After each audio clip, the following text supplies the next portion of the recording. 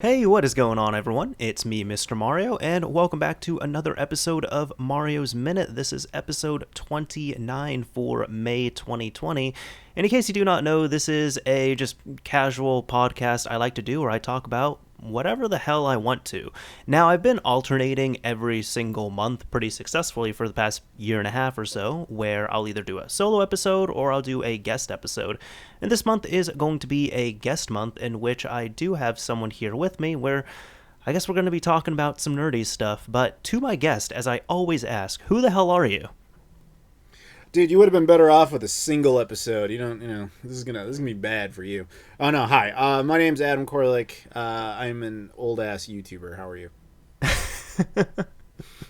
Well, thank you for coming on, Adam. I appreciate you Yeah, no accepting the problem. invite on this. I'm hoping we'll have Thank a... you for Hmm? yeah, thank you for bringing your show's quality down by having me on it. That's a big sacrifice Oh, for you. no problem, man. I had to, get something out this month, so I was like, let me just grab Adam here and we can shit out an episode and be all good. I am a great seat filler. I can fill seats with the best of them. Perfect. No, I'm sure this will be a fun episode, so... It'll be acceptable. Yes, it'll be at least acceptable.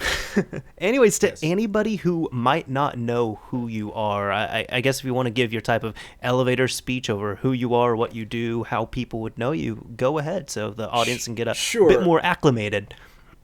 Sure. So as for mentioned, I am a YouTuber. I've been actually on the platform since about 2009. Currently, I work on a single channel that's just under my own name, which is primarily a retro gaming channel where I discuss, product reviews. I discuss somewhat news, do history of consoles. I show oddball things. I do pickups, collections, a lot of just assorted video game console-based stuff. I had previously done a lot of work on other channels such as Game Society Pimps, Blame Society Films, Machinima when they were still around. So I'm not new to the YouTube scene. This is just I'm a relic of another era. I don't know how I'm still on the platform, to be honest with you. If you're around long enough, I mean, you gain a following and all that stuff. And yeah, I personally, I think for myself, I'd found you maybe around 2013, 2014. I believe the first video I'd seen of yours was your Sega Saturn retrospective. There you go. Yeah. Because I was, at the time, that was when, of course, I started discovering the Sega Saturn. It was like, my story was kind of similar to yours, where I was like, all right, yeah, there was the Genesis, and then there was the Dreamcast, and what else happened? Like, there was a 32X, okay, and then there was the Sega CD, but there was really nothing between that, and then you find out about the Saturn, so when I was looking it up, I think your video was like one of the first ones I had looked up and seen, and I was like, oh, I like this guy's stuff, and oh, there's an entire retrospective series, so they were very entertaining to watch, and still are whenever new episodes come out. I appreciate that. Thank you. Oh, no. Yeah, that whole series was an accident. It was never really meant to be made. Should I discuss this? Or is Yeah, that- go ahead, because I'm fascinated. How the hell was this an accident? So basically, after all the 8th gen consoles came out, and for some reason I just got this bug up my ass. I was like, wouldn't it be kind of cool to just do a video where I talk about the three that were no longer relevant as of that moment, which would be the Wii, the Xbox 360, and the PS3. So I just kind of talked about them generally, just being like, now that it's over, here's what it was like. Kind of like recapping the score of a game that just ended, like in sports or whatever. And everybody was like, this is awesome, just keep doing more of these. And I'm like, all right, I'm sitting on a mountain of consoles, I'm happy to do it. And it just kept going further and further and back down the timeline, really until I completed the second generation. I've never done one on the first generation of consoles. It's still kind of on my list, but the problem with the first generation of consoles is like it's all Pong clones except for the Magnavox Odyssey, so it's really only worth like 2 videos. And I just haven't sat down to actually do them. But over time, I ended up filling in a lot of the gaps with random consoles that I hadn't previously owned, things that nobody has a reason to own, like an Apple Pippin or an Amstrad GX4000 or a Casio Loopy. I was going to say, probably This crap Casio that Loopy no is what one I think needs. of with you. The Casio Loopy somehow became very tied to me, probably because I'm the only person who's talked about it in the last 20 years. Because it's just such a pointless, irrelevant console. Who was actually I got tweeted at today. Some dude got like, there's a really rare Casio Loopy game, and I guess he found it and therefore completed the set. So like all of my Twitter was blowing up because I got tied to this post about some guy completing the Casio Loopy collection. That's amazing. And it's like, why am I tied to that? Even in my Discord, like, there's a bunch of logos of Casio Loopy stuff. I'm like, I think it was just because, like, I was really tired when I made that video. So that video is, rather than a history lesson, is more like a stand-up comedy routine about a crappy console. Mm-hmm. It's pretty much what it turned into. Yeah. Anyway, yeah.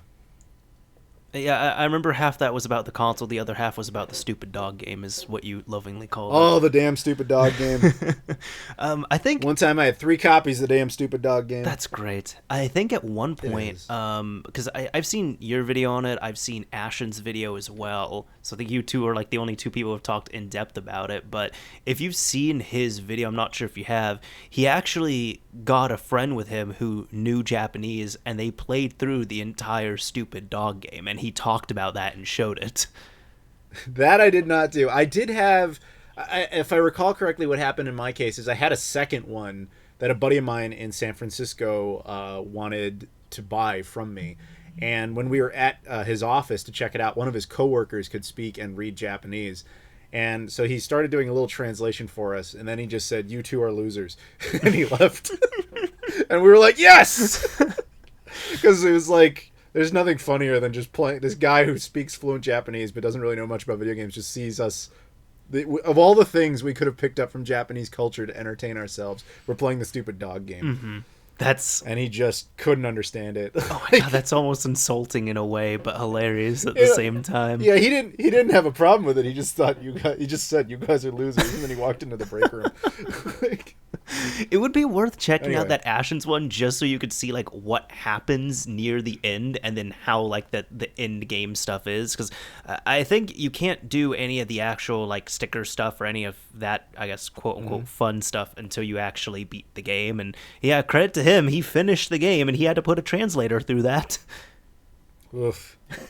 Yeah, but did he have to walk around the greater Tokyo area carrying a Casio Loopy in the box? Did he have to do that? I don't think he did. 'Cause I but had that's to do some- that. Yeah, that's something you I had to do. that. But that's your fault. Yeah, it is, and I got loopied. I've said it many times. That was on me.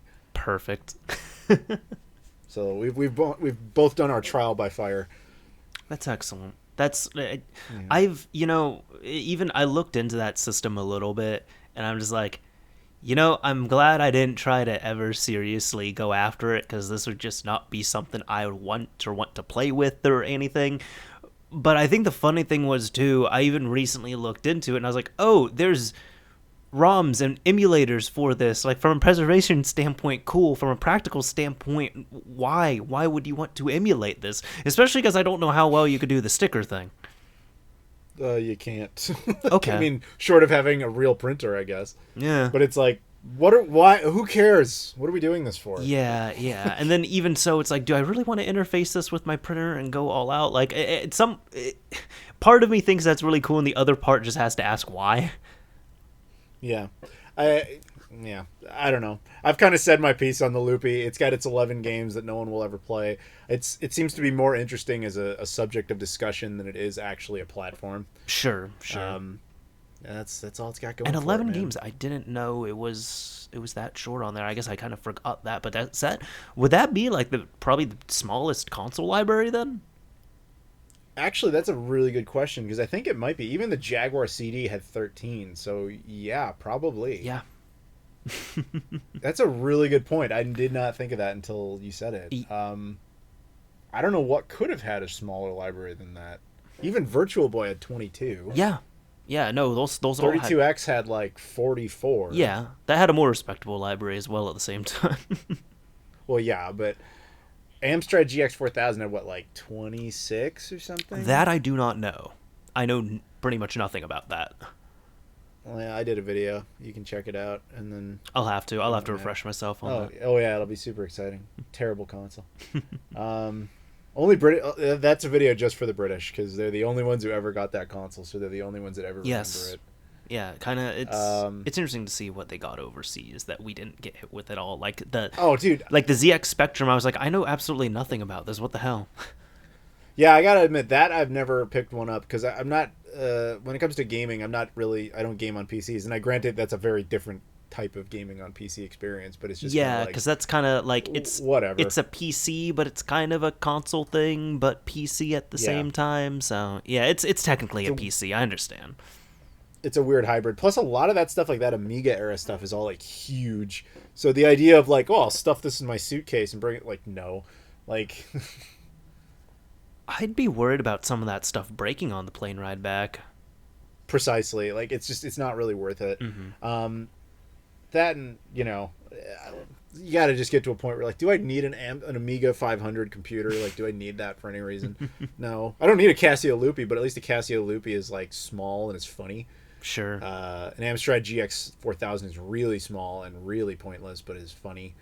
But like a giant, big, bulking 80s, 90s computer, just be like, hey guys, I have this in a closet somewhere. I don't need that.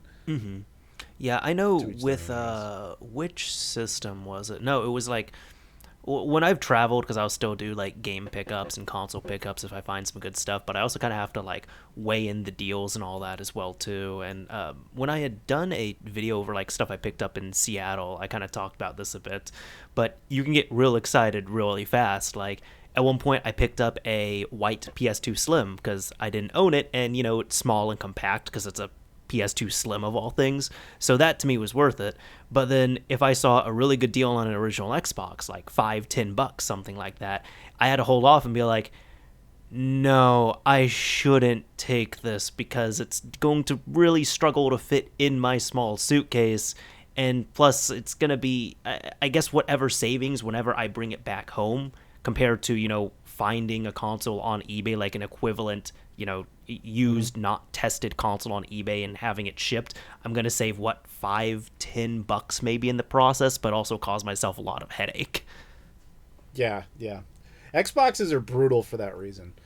They are. OG ones. Like, even like a lot of the modders that I know, not including you, who are like, yeah, we sell modded consoles and all that sort of stuff. Nobody really touches the OG Xbox, even though it's like the history's like most infamously obvious console to mod.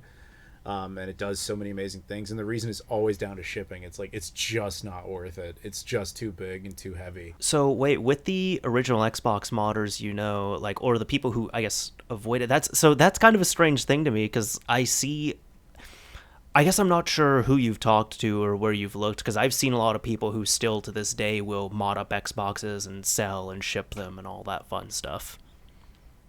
See, the guys I were talking to, they'll do them, but they'll always stick within local just because they don't want to ship them, because that's just adds to the expense, especially internationally. Okay.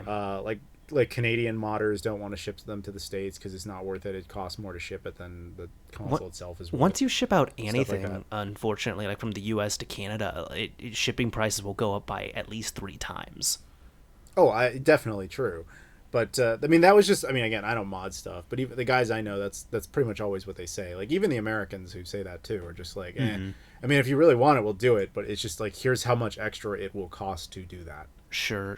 I've seen typically they are just big enough where they won't fit in any of the USPS flat rate boxes. So you got to supply your own box, and then you're going to have to pay shipping on that. And depending on how you do it and where you go, you're going to pay anywhere from $20 to $40 typically for that. So I guess it is more annoying to ship than like an Xbox 360 or another smaller system, but at the same time, I'm a little bit surprised as well too that so many people, that I guess kind of just holds them off from shipping it out anywhere.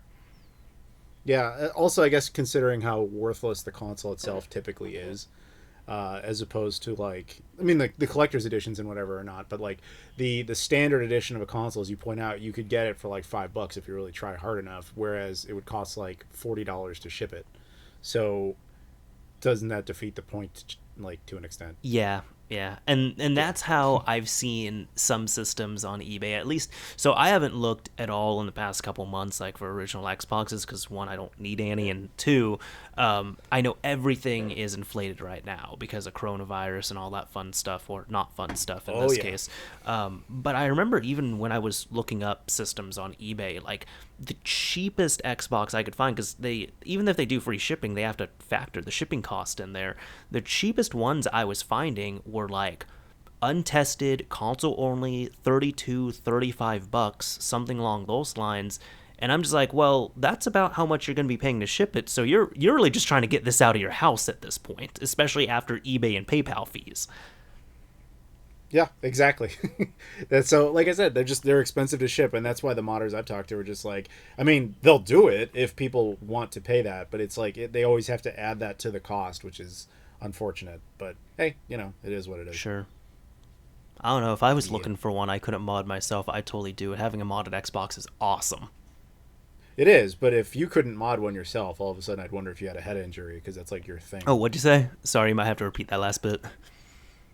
I said, if you yourself could not personally mod an original Xbox, I would be worried if you had a head injury. It's kind of your thing.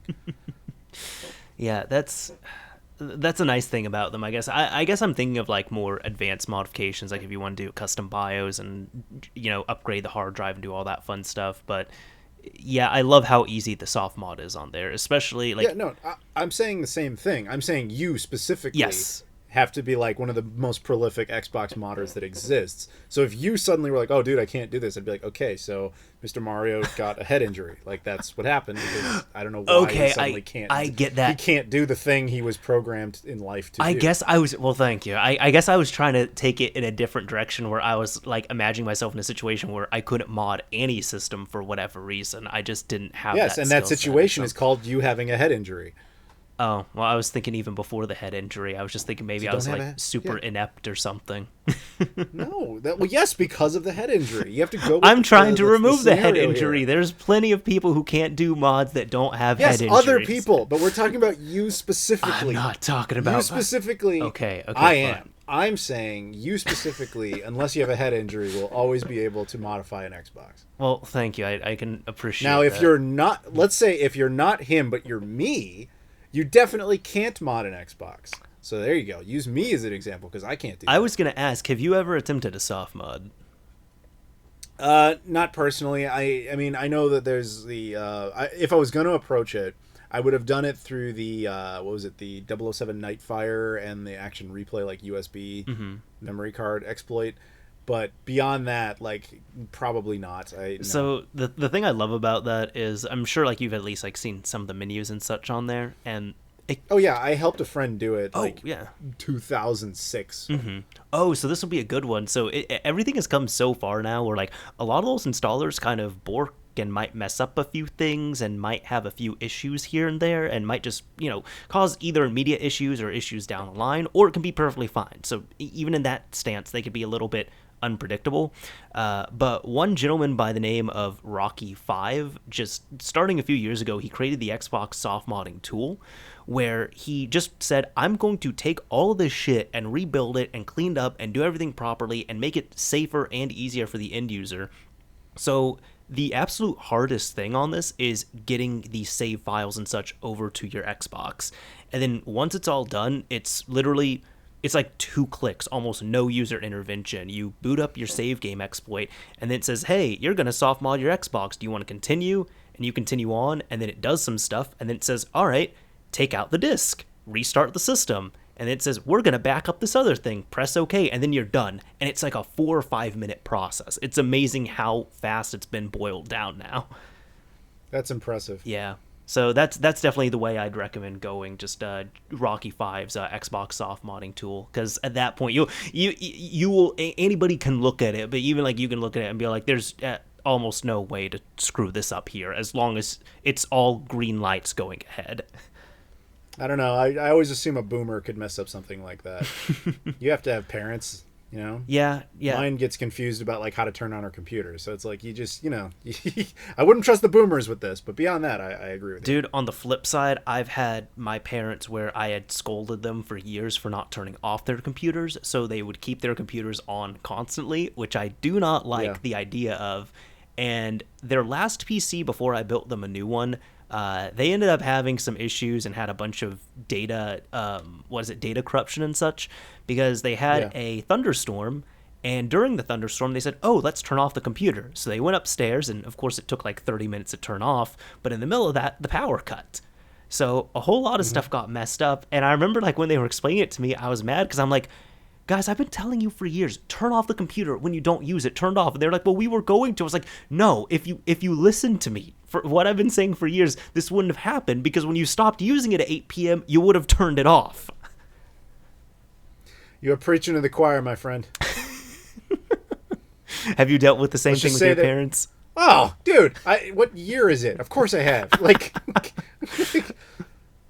I'm not going to sit here and rip on our parents, but yes, boomers, learn how stuff works. It's not that hard. So what I've started doing recently is now, like, because I moved, technically I guess my parents moved away, but I stopped living with my parents like 8 years ago now at this point. So they started having to pick up a few things, and I'm very proud of them. Like, they've started looking up an error on how to do something before they contact me. Like, some of the time, not all the time, but some of the time. But at one point, it's been recently I've started doing this now. My younger brothers are a bit older and they're very capable of, technology and all that other fun stuff. So it's now gotten to the point, like, if my parents ask me something, I'll tell them what to do. And then they're typically really confused. And then I'll tell them, take your phone and show this text to my brothers. They will help you out. And then, of course, my brothers do whatever it is, and they text me back. They're like, dude, that was super easy. Why did you have me do that? Because it's just faster. Exactly. Trust me, I can relate. Yeah. I'm not going to go down this rabbit hole because we'll just start ripping into our parents forever. But yeah, that's all I'm going to say is parents, please learn how stuff works. Thank you. True that. All right, I can. You know what? I can totally change it up. That's fine because parents, we love you. All right, we definitely love. We do. Yes. But if we go down this, we'll just start ripping into them for no reason. I know, and it'll be like 4 hours later. It's just like, oh, and another thing. And another thing, you have to turn the mouse the other direction. You can't put it upside down and expect it to work. That's never happened, but you get my point. Like, it'll get to that craziness. One thing I will say this is a positive. I want to end on a positive note here. One thing that is very positive is my parents know the differences between all the game systems in the household. So they don't just call everything a Nintendo or everything an Xbox or something. They actually know the differences. And they can tell me, oh, yeah, they're upstairs playing Switch or they're playing PlayStation with their friends. And I'm like, oh, wow, I'm so proud of you guys for knowing those differences. Yeah, I'll give it to my mom. She did learn how to do that one. Although there's only two in the house, and they're both hers. At her house, I should say. Because she has a PS3 that she uses for, like, YouTube purposes. And then down in the basement, she's got like an Xbox One that she uses for like Disney Plus. Sure, that's it. That works. There's longer stories to it, but again, why even bother? Let's just at that point. I mean, she has two systems that she knows how to work. It sounds like, and that is perfectly fine. I'd be surprised if she knew they were video game systems, but at least she knows what to call them. Sure. All right, so one thing I was going to ask you is I'm not sure about what your situation has been here fully. I have been doing the whole social distancing and self-quarantining thing for about 2 months now, and it's looking like I'm going to be doing it for at least another 2 months, but I was wanting to know, how's everything been going for you on your side with that? Oh, okay. Oh, God. So I shouldn't have asked. I live alone, which is fine. I have my own place in Chicago, and I've basically been here almost entirely since February, and it's kind of driving me insane because of if people who don't know anything about me, whatever, I typically go to a lot of different conventions and events and all sorts of stuff, literally throughout the world.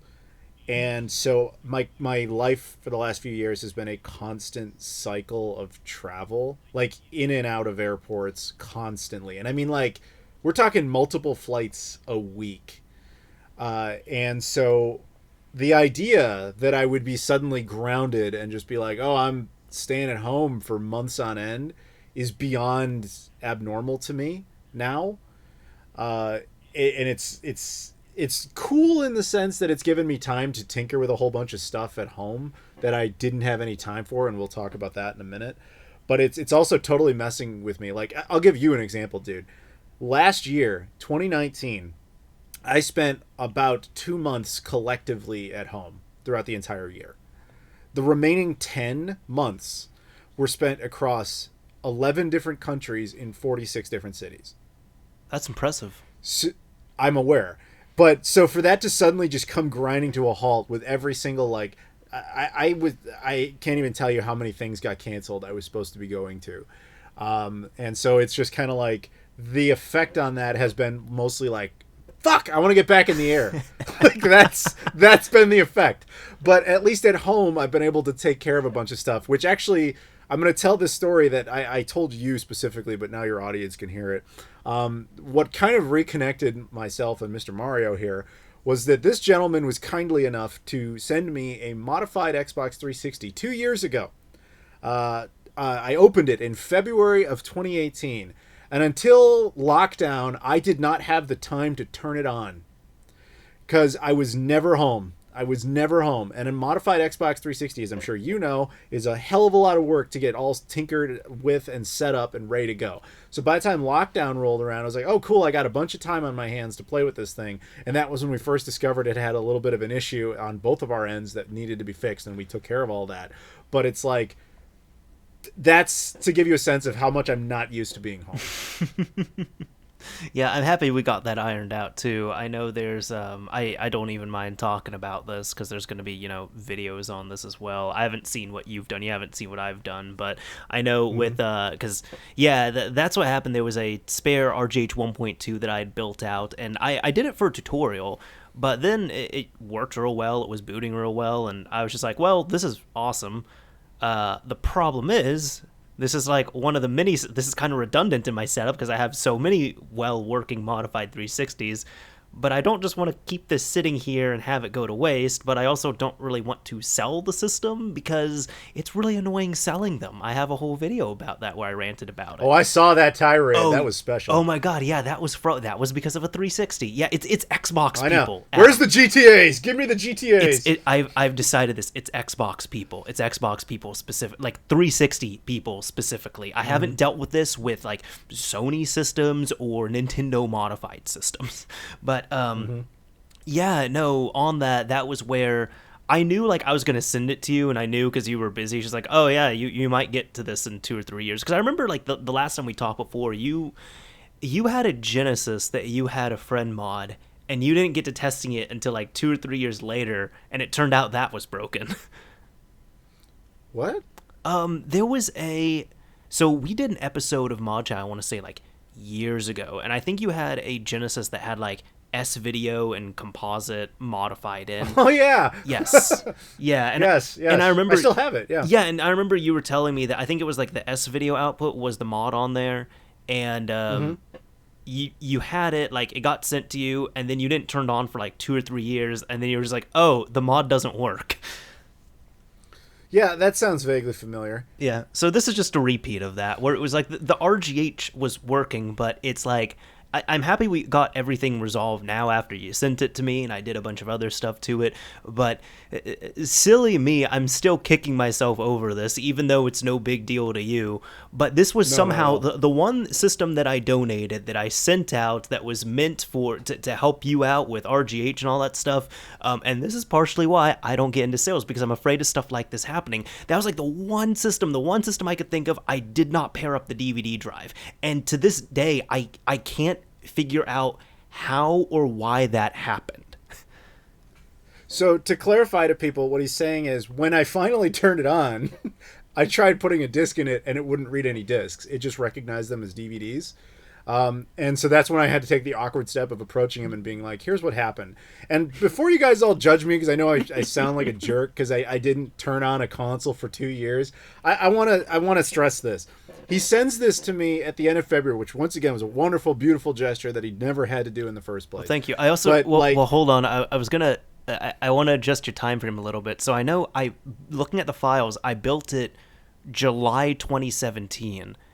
And I think I have the email proof. I have the email proof. You do? Okay, because I thought I sent it to you in 2017, but then it took you a few months. You sent it to me in January. No. You sent it to me in January of 2018 because I have an email proving that. Okay. And then I have a video proving of when I opened it. Yes, which was a few months later. February of 2018. It was a month after that. February 2018. Okay, for some reason I thought it was longer, but okay. So yeah, your time scale is more accurate than mine. Carry on.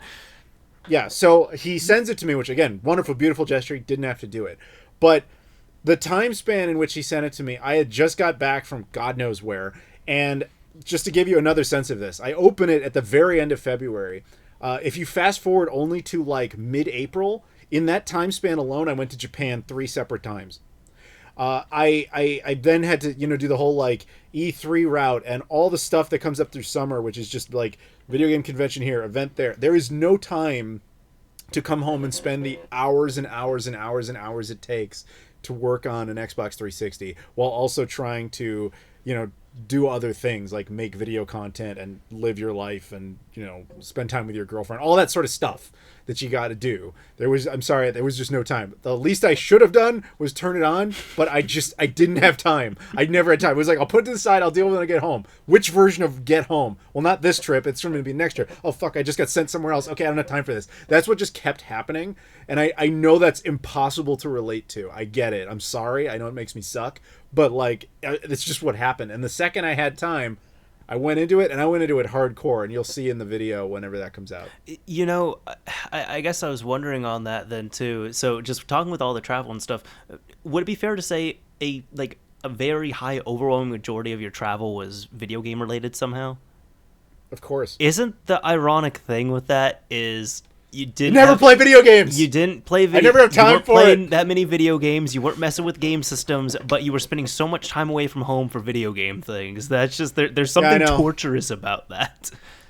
I don't get me wrong, I love it, but it's kind of like I liken it to video games have become like what movies are in school are, where it's like it's a nice break for a bit, and then you realize you have to write the report on it, and it's not fun anymore. Sure. That's what video games become at a certain point. Okay, yeah, because I mean that kind of becomes I haven't heard that analogy. That's a really good one, but I have heard like it was on a recent episode of Painkiller already. I think it was the one Only Use Me Blade was on, and they were talking about like how it was to be a Call of Duty commentator back in the day, and they said that since that was their full-time job, they were playing Call of Duty, they were getting footage, they were doing all this other stuff, and it was very much a thing where it became work. So they spent hours playing the game, but not really playing it for enjoyment, so to speak, on there. So sometimes it'd be like in the evening, some of their friends who work day jobs would get off work. They're just like, hey, you want to play some Call of Duty? And they're just like, hell no, I don't want to play any Call of Duty. I don't want to play anything right now. That sounds awful. It's exactly how it gets. It's exactly how it gets. So the other thing is, at least with the Xbox 360, like I knew I wanted to do a video with it, but that's something that you're going to have to do when you have time because you want to do justice to it. And as I'm sure you know, probably better than anyone, tinkering with a modded 360 to kind of get it to where you want it to be takes a lot of time, especially when you're talking about a ton of data migration, a data conversion, especially everything over like USB 2.0. Mm-hmm. So it just takes forever to do that sort of justice. Sure. I know with what is it now? And even I kind of want to clarify this to anybody who might be thinking, oh, it doesn't take that much time to set up or any of that. So people who might say that, because I want to be sympathetic here, people who might say that are probably people who have set up 360s where for me, I could do a lot of the setup in my sleep. And even so, there's shit that I'm going to miss. Like at one point, right before I sent out your 360 again, I had it all like almost ready to go, and I was like, fuck, the avatar update's not on here. So I put that on. So like little things will slip, or even like, not flashing the DVD drive properly, stuff like that. Yeah. A lot of that stuff, like I can set up a 360 and get it in a really good point within a few minutes, and it's no effort to me. But that's also because within college, I was living and breathing these systems as well too, and I was in and out. So I have just so much of that knowledge that will probably never escape my brain. So for me, it's like it's kind of second nature at times, and when I just get in front of a 360, it all comes back to me. But I've also, the unfortunate thing with it is for any type of newcomers, it can be really jarring, it can be super confusing. There's a whole lot of terminology that people aren't going to understand that they're going to need to pick up, and there's going to be things that are going to be messed up on there. So I will be one of the first people to acknowledge that I do think, for me at least, setting up a 360, getting it all up and running, it's fun, it's easy enough to do, but it's easy enough to do when you have the know-how and you know where to go and you know what exactly to navigate. But if I was like a newcomer coming into this in 2020, I'd be like, Jesus Christ, you know what, fuck this system, I'm just gonna put it back in the box, I'm done. Well, to add to that, I'm also talking about the sheer amount of time it takes to transfer like hundreds of games over. Yes, you were doing that as well. That's what I'm talking about. So like I have a massive Xbox 360 and original Xbox collection, and because I'm a digital pack rat, I have digitally backed up every disc I own and archived them. So you have to manually unarchive every single one of those discs. Now, in the case of Xbox 360, you don't just take out the ISO and then throw it on a hard drive. You have to convert it first. So you're talking about doing that with every single bit of data, every single game you own. And then you have to migrate all of this over USB 2.0 drives. So it takes time. It's not even like, once you figure out the process, it's not hard. It's just like, it takes literally weeks because of how much content there is. Yeah, no, that's all. I totally get that. I would never have had time to do that in 2018 or 2019. Yeah, but now you're... that's what I'm trying to say. Now you got all the time in the world now, just like everyone else. I know, and now it's done. That's perfect. I know, it's wonderful. Side thing here, but it was funny on my second channel. I had to put this series on pause, unfortunately for obvious reasons, but it was called Thrifty Gaming Pickups, where I just kind of go over the stuff I got at like thrift stores and all these other places every month. And because of, worldly circumstances, I can't do that, nor do I want to do it, because I like saving money right now, and it's not safe to go out and do all that shit. So it was funny because I saw one comment at one point where, this is a few weeks ago, and somebody complained about me taking too long to explain something on the video. My reply to it was just, dude, you have nothing else going on. What else do you have to do right now? Yeah, you're talking to the guy who's the king of taking too long to explain something. Like, that's like 50% of my channel. So, like, I empathize. I did not know you had that title. I do. I've self-decided it. But I do get a lot of... I get a ton of comments about, like, dude, you could have done this video 17 minutes shorter. I'm like, go fuck yourself. Like, you have no idea. Like, there's a reason, if I said it, that it needed to be said. Like, I'm not saying that I'm perfect in that type of thing, but I am saying, like, if I'm giving you a bit of history and a bit of understanding about why I came to that conclusion, it's to make your life a bit easier when you end up using that device. Sure. And like, well, how many reviews do you want of a guy who's like, yeah, guys, I got the box. It's pretty good. I would give it, like, an A. Anyway, bye. Like, what the fuck is that? He gave it an A. Goodbye. You want That's what that it shit-ass was. review? That's like the equivalence of a thumbs-up review. Like, go fuck yourself. Like, I have hostility for anybody who's like, dude, this should have been a lot shorter. You should have just said if it was good or not. It's like, you suck. Go read a tweet. If you want a tweet review, that exists. Don't come here. Don't click on a video that's 39 minutes long when all you want to know is yes or no. This is not the right place for you. Are you okay? This is for... Oh, I'm okay. Okay. This is just pent-up frustration. This is just years of, like, where... I just don't understand. Like, if I went to your video, right? Like, you have, like, an hour-long video of, like, the installation process of an Xbox 360. Like, how to mod, whatever. If I came on your video and I was like, dude, this is, like, 50 minutes longer than I was expecting. I just want to see it. I just want to see it work. I just want to see you install it. Wouldn't you be like, I showed you that? Yeah, well, I showed you that in intricate detail. What did you want? Yeah, but I just wanted to see it. The fuck are you talking about? Like, that's what I'm talking about. It's funny because I was actually thankfully I don't have that pent up frustration. It sounds like, but it will. I wouldn't even say it really annoys me. I just kind of look at this as like a, okay, why? I guess that's kind of my reaction to it. But no, I do a lot of tutorials and such, as many people would know. So I've actually had that where, like, I'm aware I will go on maybe longer than I need to at times for tutorials, but I want to answer, a whole lot of small details, and I want to answer, a lot of newbie questions and some things that might be confusing within that video. And if the video has to be 35 minutes to explain the procedure, so be it. But, my logic on that is I have seen people who are just like, oh, yeah, this 35-minute video could have just been 8 minutes if you didn't waffle on about all of this. And I'm like, well, one, the whole process is going to take you about 35 minutes or an hour. And two, for the 10 like, if I did really cut that down and try to get it to your 8-minute time length that you're looking for, I'll have, like, in this case here, there's going to be 10 people right now who are complaining my video is too long. But on the flip side, if I really cut it down, I'm going to have hundreds and hundreds of people who are going to complain that I didn't go into nearly enough detail and I assumed way too much and I didn't include certain things and they're stuck on all these steps. And even on those longer videos, that's still going to happen because maybe not to the furthest extent, but you'll run into people who they just have odd issues like a USB drive not working or not having a certain controller for something on there. But that's how I look at it. I'm just like, you know what? I will take the 5 people complaining that this video is too detailed or too long, so I don't have 500 people complaining that there's not enough detail and I didn't cover all the stuff to get them to a successful spot. That is very excellently and calmly put. That's what I meant. I'll just say ditto. Yes, no, seriously, that's basically, no, I agree. That's like the same motivation that I have behind that. What frustrates me is when the person who complains about it being too long can't empathize with the rest of the audience who's there to get the full explanation. Sure. Again, if you want the tweet equivalent of what you're supposed to do, this isn't for you, and the time code alone should have told you that before you clicked on anything. Mm-hmm. That's where I'm at.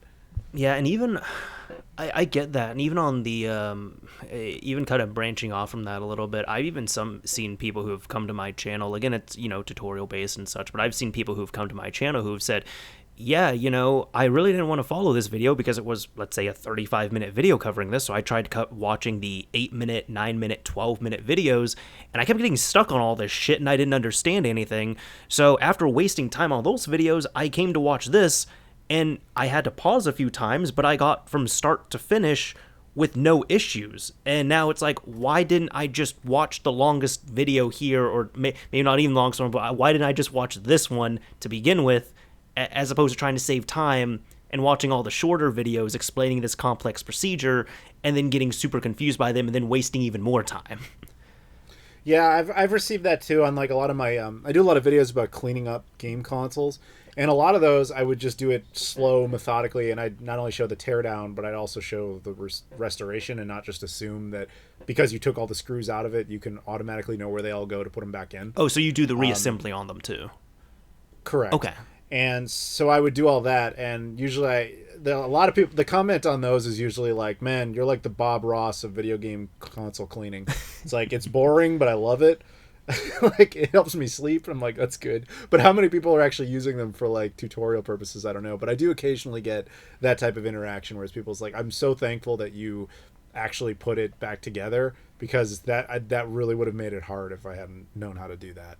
Sure. So, you try, and I think we're both taking the right approach there. Even on that, it's funny you bring that up, because I was running into that today, where for anybody who hasn't messed with the Xbox One X before, there's only been one that I've opened, but I've opened and closed it many, many times. It's my friend Sean's Xbox, and he's had some issues with it, so I've been looking into it.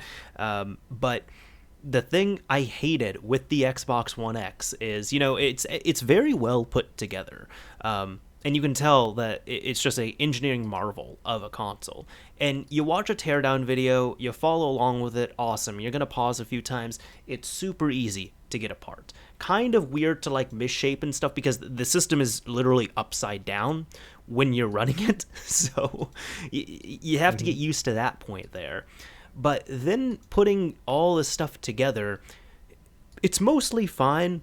Although the top cover on the Xbox One X, it slides off in kind of a jerky measure when you remove it, but you cannot put it back on that way. So I've literally had this Xbox One X sitting here for the past 2 months without a top cover on it, because I said I'm not going to put that top cover on until I am completely done with this thing, until I'm ready to just write it off and say we are good to go, we're never opening this thing up again.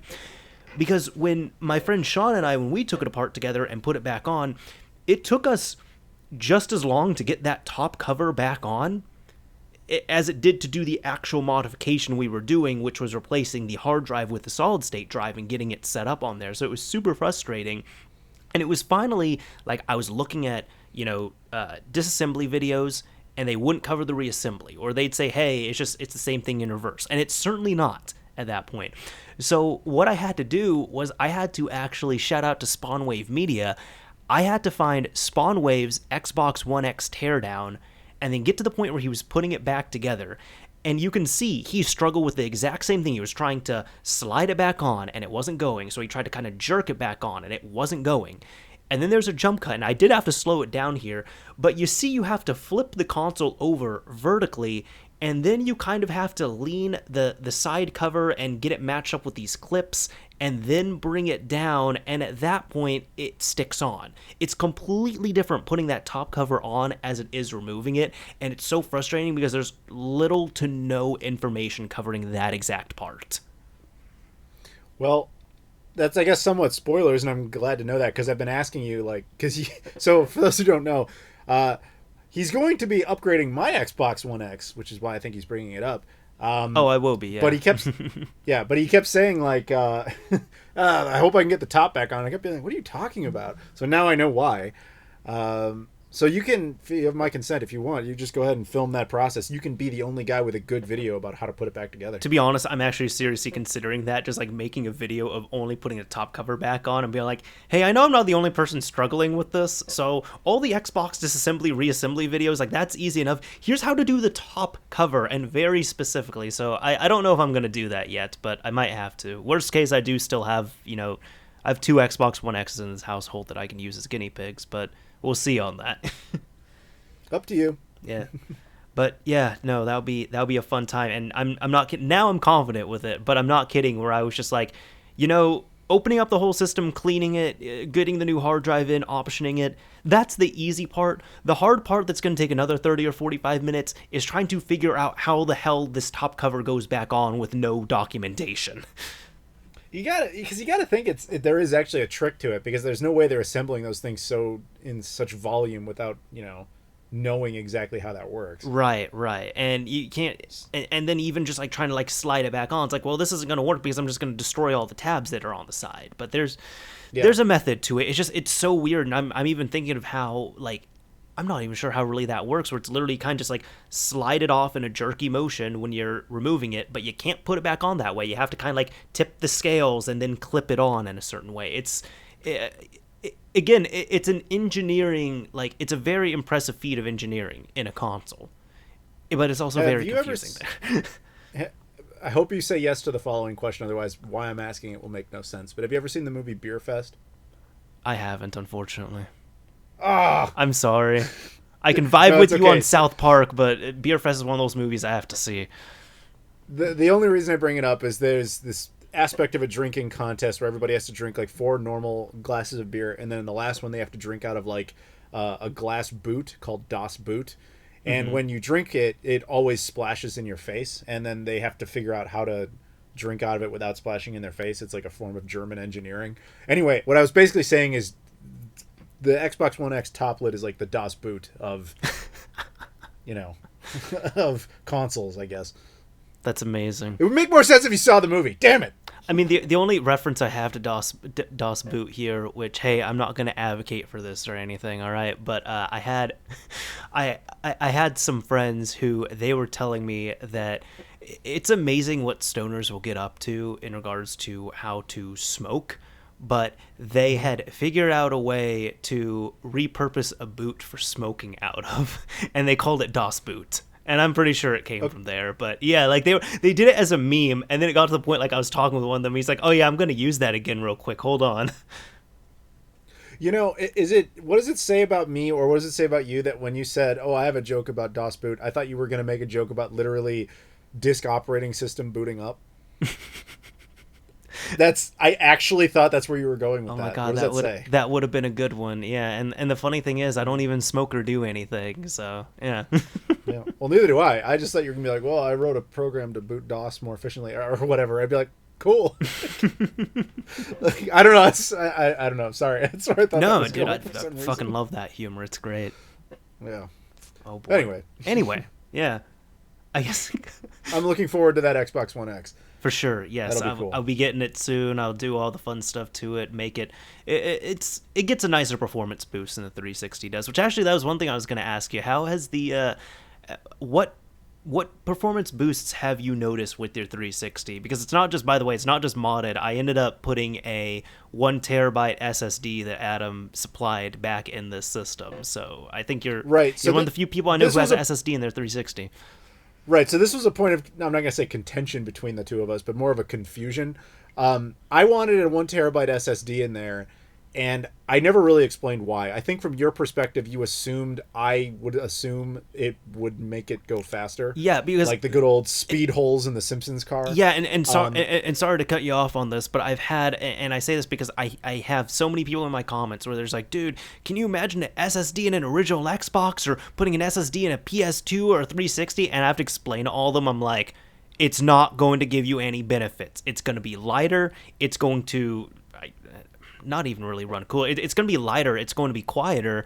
But the speed boost you're looking for, no, this isn't even SATA. This is IDE speeds that you're going to be maxing out at. You're not all of a sudden going to get a half-second boot up time on all your games. What you're describing is not going to give you a speed increase. If you get a speed increase, it's because you came from a really shitty hard drive. So at that point, if you put a nice hard drive in there, like a nice 2 terabyte hard drive, it's going to perform just the same as a solid state drive.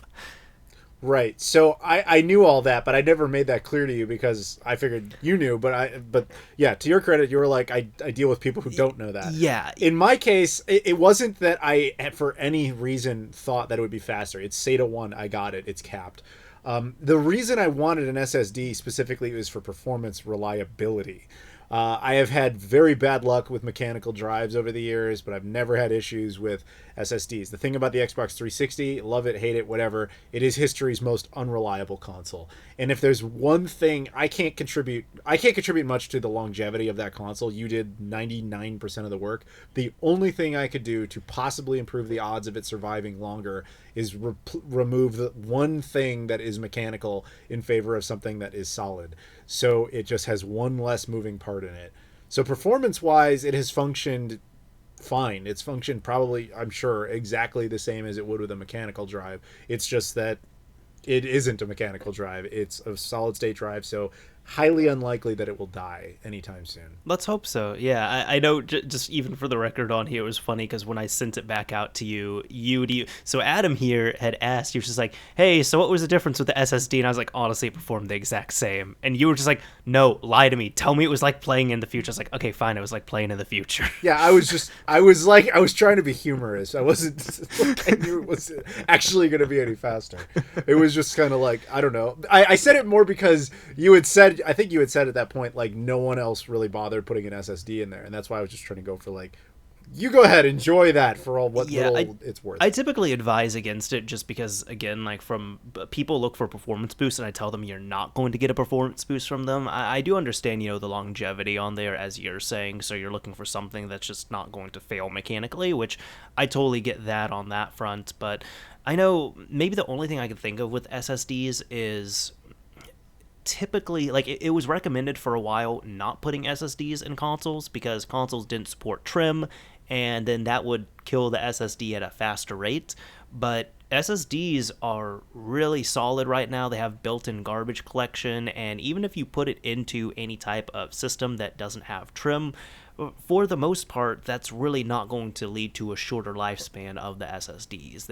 If you're getting a modern one, this is more worries from, like, the first and second generation solid state drives when you're paying, maybe $2, $3, $4 per gigabyte, and you couldn't get anything bigger than like a 64 gig SSD.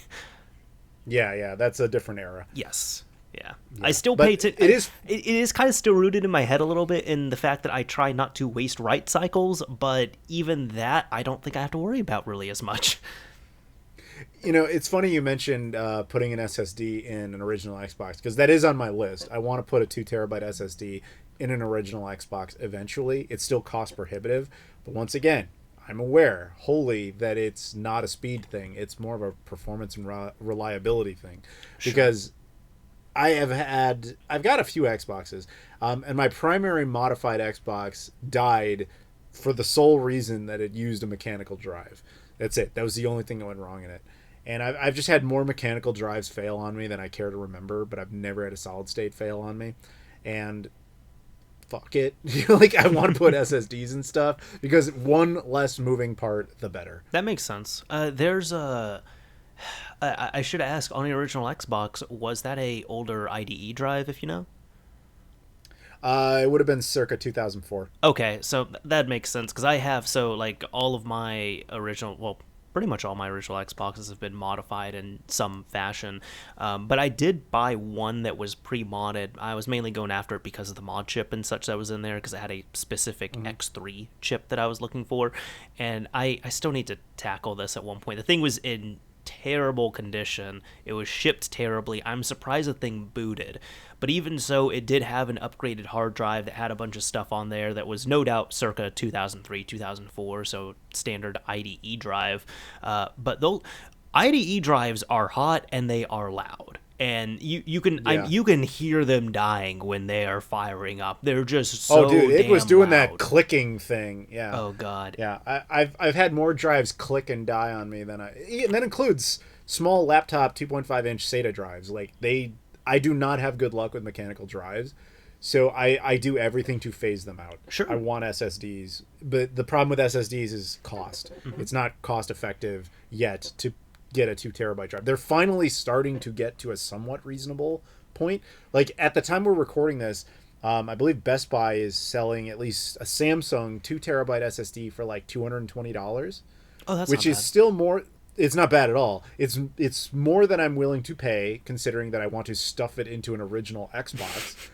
But it's at least like a couple years ago that was like $3,000. So like we're definitely getting there, but just not quite there. 1 terabyte SSDs, that's vastly more cost effective. Yeah. Hence, put it in the 360 for reasons previously stated, or put it in the Xbox One X, which actually will see performance increase from it.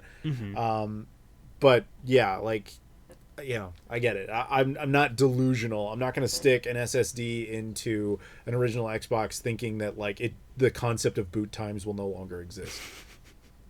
And that's the important part, as well as long as you realize that's fine. I know when we were kind of discussing putting the SSD in there, like when I saw you were set on it, I was just like, dude, if you pay for the part, if you supply it, I'll install it. I'm not going to try and convince you otherwise. Well, I think that okay. So I think you didn't understand my motivation, which again is on me. I didn't really explain it. Sure. But I also didn't know that you deal with so many people who know to the contrary. So yeah, that was probably just a miscommunication on our part, but it all worked out. It did. And it's funny because even when you were talking about the 2 terabyte SSDs just now, it's funny because I kind of have to shift your perspective on that as well. Because you were saying, 2 terabytes, like $220, something along those lines. And I said, oh, that's good. But then it was just immediately you followed up there. I was like, oh, wait. But then you also have to realize, like, that's pretty, like, sure, I'd get a 2 terabyte SSD and pop it into my PC, no problem. But then all of a sudden, if I'm going to pop it into a original Xbox, I'm just like, whoa, hold the phone. Do I really want... That's a lot of money to all of a sudden dump into this thing. That's exactly what I'm saying. It's just not ready yet. It's good for a computer, but for an original Xbox, it's ridiculous overkill financially. Absolutely. Oh, well, we'll get to that point here in the next few years. Probably by next year, dude. I wouldn't even be surprised if by Black Friday this year, you could get 2 terabyte SSDs for maybe $100 on Black Friday. That would be interesting Maybe. to see. I'm not sure if we get to that point, especially with, like, I know we'd still be dealing with all the coronavirus madness and all that, but even you just brought up a good point because you said Black Friday, and I know, like, in-store Black Friday shopping has kind of just been dwindling and dropping and such, so, businesses are opening up even earlier and trying to do better sales here and there and such, but do you think that's even going to be a possibility? Like a traditional Black Friday? No, but don't forget how I think online Black Friday this year will be beyond insane. Sure. I agree on that. Let's see if Walmart actually doesn't crash, which I'm sure it will, as per tradition. We'll see, man. But hard drives are always at their absolute cheapest on Black Friday. That's like the best day of the year to buy hard drives. I still have, so in 2010, I want to say, I had bought it was my first big hard drive, I would say, but I bought a external, it's USB 2.0, mind you, but I bought a powered external USB 2.0 2 terabyte drive for $80. And it's funny because, like, that was just, that was like my favorite thing for a while. Like, oh, this is an amazing deal, all that stuff. But funny now, even thinking about it, like, I've looked up, prices of 2 terabyte drives and all that. I'm just like, if you excuse the fact that it's not 2 terabyte, if you excuse the fact that it is USB 2.0, I mean, hell, you can just shuck the case and then get the actual SATA drive out of there. I'm like, that's actually still, it seems like a good deal for getting an external 2 terabyte even nowadays. Yeah. Although nowadays you can get portable ones for like $40-$50. Like I had to buy one. Those ones, though, I typically see them for like, it's like a 1 terabyte USB 3 portable for, $40-$50. Yeah, no, well, for the 360 that you modded, I bought, was it a Seagate 2 terabyte portable drive from Best Buy for like $40. How much was it? Like $40. Oh, damn. I really don't see them get that low, so that's surprising. I don't know if it was just an on sale thing. Maybe it's because we're right around Memorial Day or whatever. I don't know. But either way, it was, so I picked it up. Yeah, no, that's definitely a good deal if you can find it. God damn. But yeah, but that's what I'm saying. I mean, hard drives are just one of those things that always get cheaper, thankfully. Yeah. But I'm just waiting for the point for 2 terabyte SSDs. Like that's going to be my thing because I want that for an original Xbox. I want that for a PS3 test kit. I have a PS3 test kit. It needs maintenance, but one of the things it needs eventually is a bigger hard drive. I believe the maximum capacity you can stick in there is 2 terabytes. And for reasons previously stated, not of performance, but for reliability, I want an SSD in there. Sure. I think even funny enough on there, I was actually talking about the PS3 specifically on my Discord recently, and I want to say people were actually saying that the limitation is, I'll be more conservative here, but I think the limitation on an internal drive is actually like 1.5 terabytes. Really? Yeah, and my more, I guess my less conservative one on there, because I don't remember the exact numbers, but I think some people were saying maybe 1.75, but you can't do a full I guess you can do full 2 terabyte, but you won't be able to, fully utilize it. You won't get access to all of it. Yeah. Well, they don't make 1.5 terabyte SSDs as far as I know. Yeah, so you either go 1 or you go 2. Yeah, so I'd go 2 and just get whatever benefit I get out of that. Sure. And I think the thing is, I don't need to fill it to capacity either. The thing is, like, I don't know how much you know. I mean, you probably know a lot about PS3 test kits, but I don't actually. I don't have any PS3 dev hardware. Okay, so a PS3 test kit was a device that it looks exactly like an original 60 gigabyte fat PS3. Yep. But it has a couple of distinct differences. One, it has no region coding of any kind. 2, it can do artificial upscaling to 1080p for all content, not just PS1. It can do it for PlayStation 2 as well, and it can do something to that effect with PlayStation 3 content as well. Okay. So it's more capable, but the idea was just, the developers who had it would be able to basically universally read whatever. It also is capable, if you care about this, reading burned discs. But there's also custom firmware written for it that the modding scene has made just for test kits. Yep. Shout out to Team Rebug for that. They yeah, you know what's up. Yes. Once you install that stuff, then you can essentially treat it, I'll compare it to the original Xbox that's modded. It kind of can function exactly the same way, where you can install games directly to it. You can launch games directly from it. The discs are unneeded at that point. You can also install like prototypes and patched games that maybe originally were Japanese but now are dubbed in English through the fan community, all that sort of stuff. It's kind of the fantasy PlayStation for the first 3 generations of PlayStation all in one device. Sure. I know, I think my fantasy PlayStation 3, I would say, is, have you seen the actual developer kits of the PS3? Not the test kits. No, then I have not, because I was thinking of the giant PlayStation 2 test kits. No. Okay, yeah, this isn't too far of a stretch from there, so it's like the PS2 tool, that's it. The PS2 tool, like the dev kits, they just look like gigantic PlayStation. They're really cool looking, but they're just gigantic looking. I've seen one in person. Oh god, those things are heavy too. It's ridiculously big. It looks like a standee for promo purposes. Yes, yeah. It's insane how big they are. It's amazing. It looks like a giant PS2 that holds a PC, because that's kind of what it is.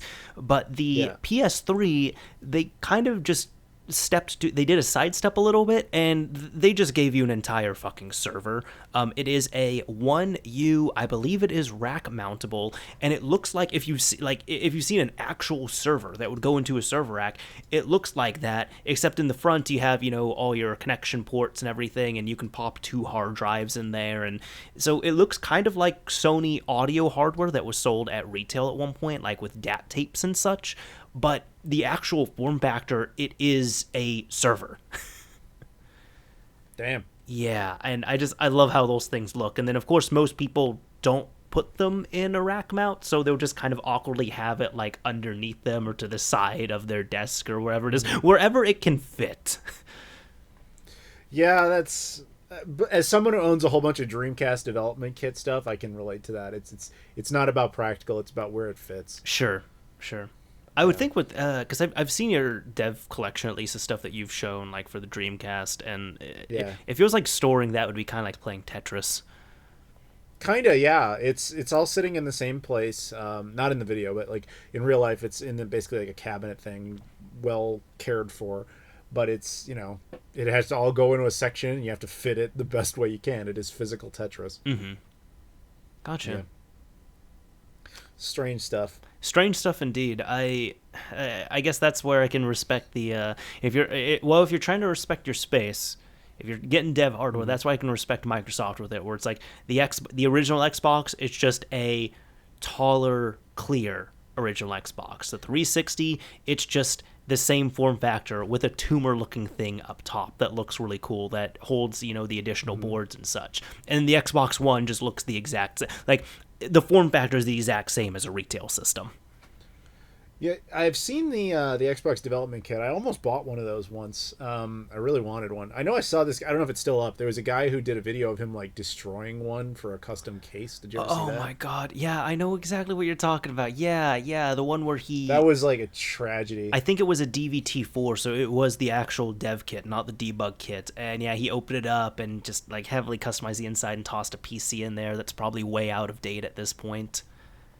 Yeah, I remember the whole like internet was just pissed off at him. I think he probably thought what he was doing was cool. Wait. No, we're talking about different ones. Are you talking about the original Alpha dev kit? Like the one that looked like a giant like platinum looking PC and said Xbox on the side of it? No, I'm talking about one that was like the OG Xbox, but it was taller. It's clear. Okay, so we're talking about the same video then, because Adam, unfortunately this has happened multiple times. There's that one that we're talking about, and there is a so do you know about the Alpha dev kits on the original Xbox at all? Are you talking about? Well, no, I'm thinking of the prototype they have in Redmond. So no, I don't. Yeah, that is a cool looking prototype. But no, so they originally, before they had the form factor, they had the Alpha kits, which are just giant, really cool looking PCs essentially. And they use PC parts, like it's all off the shelf stuff, because they didn't finalize it. They did about the same thing actually for each generation, for the Xbox 360, the Xbox One, the Series X not so much from what I know, but the original Xbox, they had these just giant PC looking things. And apparently when they started phasing them out at Microsoft, they were selling them super cheap to employees. But of course they wiped the hard drives. I think they loaded up Windows 2000 or some other kind of Windows on there. And it was like, hey, if you got some money and you're interested in a cool looking PC, first come, first serve, buy it, take it home. And I think they did, well, if they install an OS, they did have to include the hard drives in there. But as you know, you can pull data off of those hard drives if it hasn't been overwritten enough times. So it's been really important to, find those hard drives, hope they're still working, image them, and then recover what could be possible from there, whether it be the actual OS or, old alpha builds for the original Xbox built on this alpha hardware. But there was one kid he was like 14 or 15, and he posted this on PC Master Race, and I guess his dad at one point had bought this from somebody who worked at Microsoft who was selling it, and it just the PC was just sitting there and such. So he took out all the parts and then built a subpar $300-$500 PC. Like it was an average gaming PC, and then retrofitted it in there. So a lot of people just lost their shit. And they're like, dude, what the hell? You got rid of this? You didn't think to sell it, do anything else? Because you took something that was worth thousands of dollars, untouched, and then you built a $300 PC in it. And then he's like, oh, don't worry, all the parts are still here. And he just took all the parts and put them on the floor, like on the bare floor, on carpet, and had taken a picture there. So people freaked out even more from that. And then he was kind of trying to turn around like, oh, well, it was your all's fault because I put this up for sale 2 years ago and nobody wanted it. So look what you made me do. This is news to me. I've never heard any of it. Oh God, I'll have to link after this. I'll have to link you to the Reddit thread. But it was, oh my God, it was really painful to look at. So it's funny because I have a similar story to how you mentioned like how Microsoft was just kind of leaving them around and saying like employees just kind of can take them. Yeah. And I was gonna say that happened with the original Xbox like dev kits and debug kits, from what I know, to a degree. Oh, that's exactly where I'm going with this. Oh. So I actually have an original Xbox debug kit. It unfortunately does not work. It needs maintenance, but that's not relevant. But I had it for a little while. And one time I was out in San Francisco. Specifically, I was up in Novato at 2K Studios, like 2K, the game developer. Yeah. I was there for an event. And I was in this room where I was recording footage of like one of the BioShock collection that was about to come out at that time. And in that room, they randomly had an Xbox One, PS4, and Wii U development kits. And I was looking at the Wii U development kit because I had never seen it before. And I'm assuming you've seen it. It looks like Luigi gave birth to a Wii U. Yeah, I've seen it. So that's I was just fascinated by it, and I asked him if I could take a picture of it, and he was like, yeah, I don't care. So I took pictures of it and stuff, and they're like, you know, like for some reason that got onto the discussion about like development kits and stuff, and I kind of came up because they had never had anybody. When it comes to these events, they always want people who are like focused on the current product. They never really have anybody who's in there who's interested about their own history. Sure. So then he saw someone who actually was, and we started talking about like what's in the 2K vaults and all that kind of stuff. But then he starts telling me this story about, he's like, yeah, so under normal circumstances for non-events, this is where a lot of debug stuff happens. That's why all the development kits are here. He's like, the best story, though, is that when we were still doing original Xbox, when Microsoft one day just kind of sent down a message to all the developers, including us, saying like, we're done with original Xbox, so all the hardware that's there, you can do whatever you want with. I guess the standard procedure is supposed to be like Microsoft would have come and reclaimed all of them. That is correct. They either reclaim or you're supposed to send it back. You do not own the hardware. So in this case, they got a message from Microsoft being like, we're not going to come get it. Do whatever you want. We don't care. So 2K didn't know what to do with them because they were like, we had like 20 of these things. We had no idea what to do with them. So he showed it to me in the room. He's like, right here on the floor, right here. We just stacked all of them there and just put out a sign that said free, take as many as you want. And over the course of a couple of months, they all just kind of gradually went away. And he's like, that's where all of them went to. That's amazing. And yeah, so I don't know, that kind of came up because I had talked about my debug kit, and it was like, I don't know if mine ever came from there. I kind of doubt it. That would have been a really weird way to you would have stickers on it from like the 2K and the studio. Like if it came from that studio, it would probably have specific stickers on there. That's what I've seen on most of these kits. Not always. That's true. Their Wii U development kit did not have a sticker. Their PS4 and Xbox One sets did not have a sticker. That's actually pretty surprising. Ubisoft put stickers on theirs. It seems to be from studio to studio. Sure. Like, because at the Ubisoft events I've been to, like the Xbox One X dev kit is cool as shit looking. Have you seen one of those? Which one? The one? Oh, the One X. You said, right? The X kit. The one that has like the little screen in there and everything. Yes. I know what you're talking about. So those things look cool. So I've played on a bunch of those at like Ubisoft events. Those things are coool, but Ubisoft like keeps theirs behind glass and everything. But 2K's was just like, whatever, like here it is. But anyway, so I just thought it was hilarious that's why there's so many of those original Xbox debug kits out there. Because when they pulled up shop, they didn't go to reclaim any of them. They were just giving them away. Interesting. And so this is the first time I've heard this from you. And have you shared it in a video before? What, that particular story? Yeah, the Xbox story. Yeah. Okay, because I don't remember it from It's not here. a secret. I swear that and that's fine, but I swear I've heard about the same thing, but from Microsoft as opposed to 2K. Because at one point, people were saying, like, from what I've read online, people had said before that when Microsoft, when they couldn't wait to stop development on the original Xbox, they just wanted Oh, to I move on know. to the 360. Yeah. That's why they didn't go and claim these. They were like, it's garbage to us. Yeah. Let's move on. Yeah. So, and that was a big mistake on their part. But point is, on there, they dropped it like some hot rocks or something. And Yeah, from they what dropped I it know, like a dirty shirt. yeah, when from what I know with the original Xbox, like at, all the Microsoft campuses and such, they just kind of rounded them up, and yeah, they stacked them up in certain places and said, "Hey, employees, take one home if you want to, all good." But that kind of resulted in several places, like in mainly like California, I guess we're talking about a state and such, just several different places. DVT4s, so those dev kits, but especially the debug kits, for a while you almost couldn't get rid of them, and people were like even going as far as like using them as door stops, or you could, if you wanted to buy one, you could buy one for like $50. Like they were super common, super plentiful. Well, let's put it this way. Almost every game developer in the United States is either in California or Washington. Sure. So that makes sense. They would all show up. So you would have, especially San Francisco would have been flooded with them, because you would have had them all over. I know firsthand that 2K had a ton of them on their hands.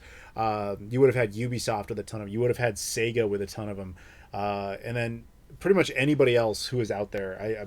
I'm spacing on who else at the moment, but like, yeah, you would have had a lot at that point in time.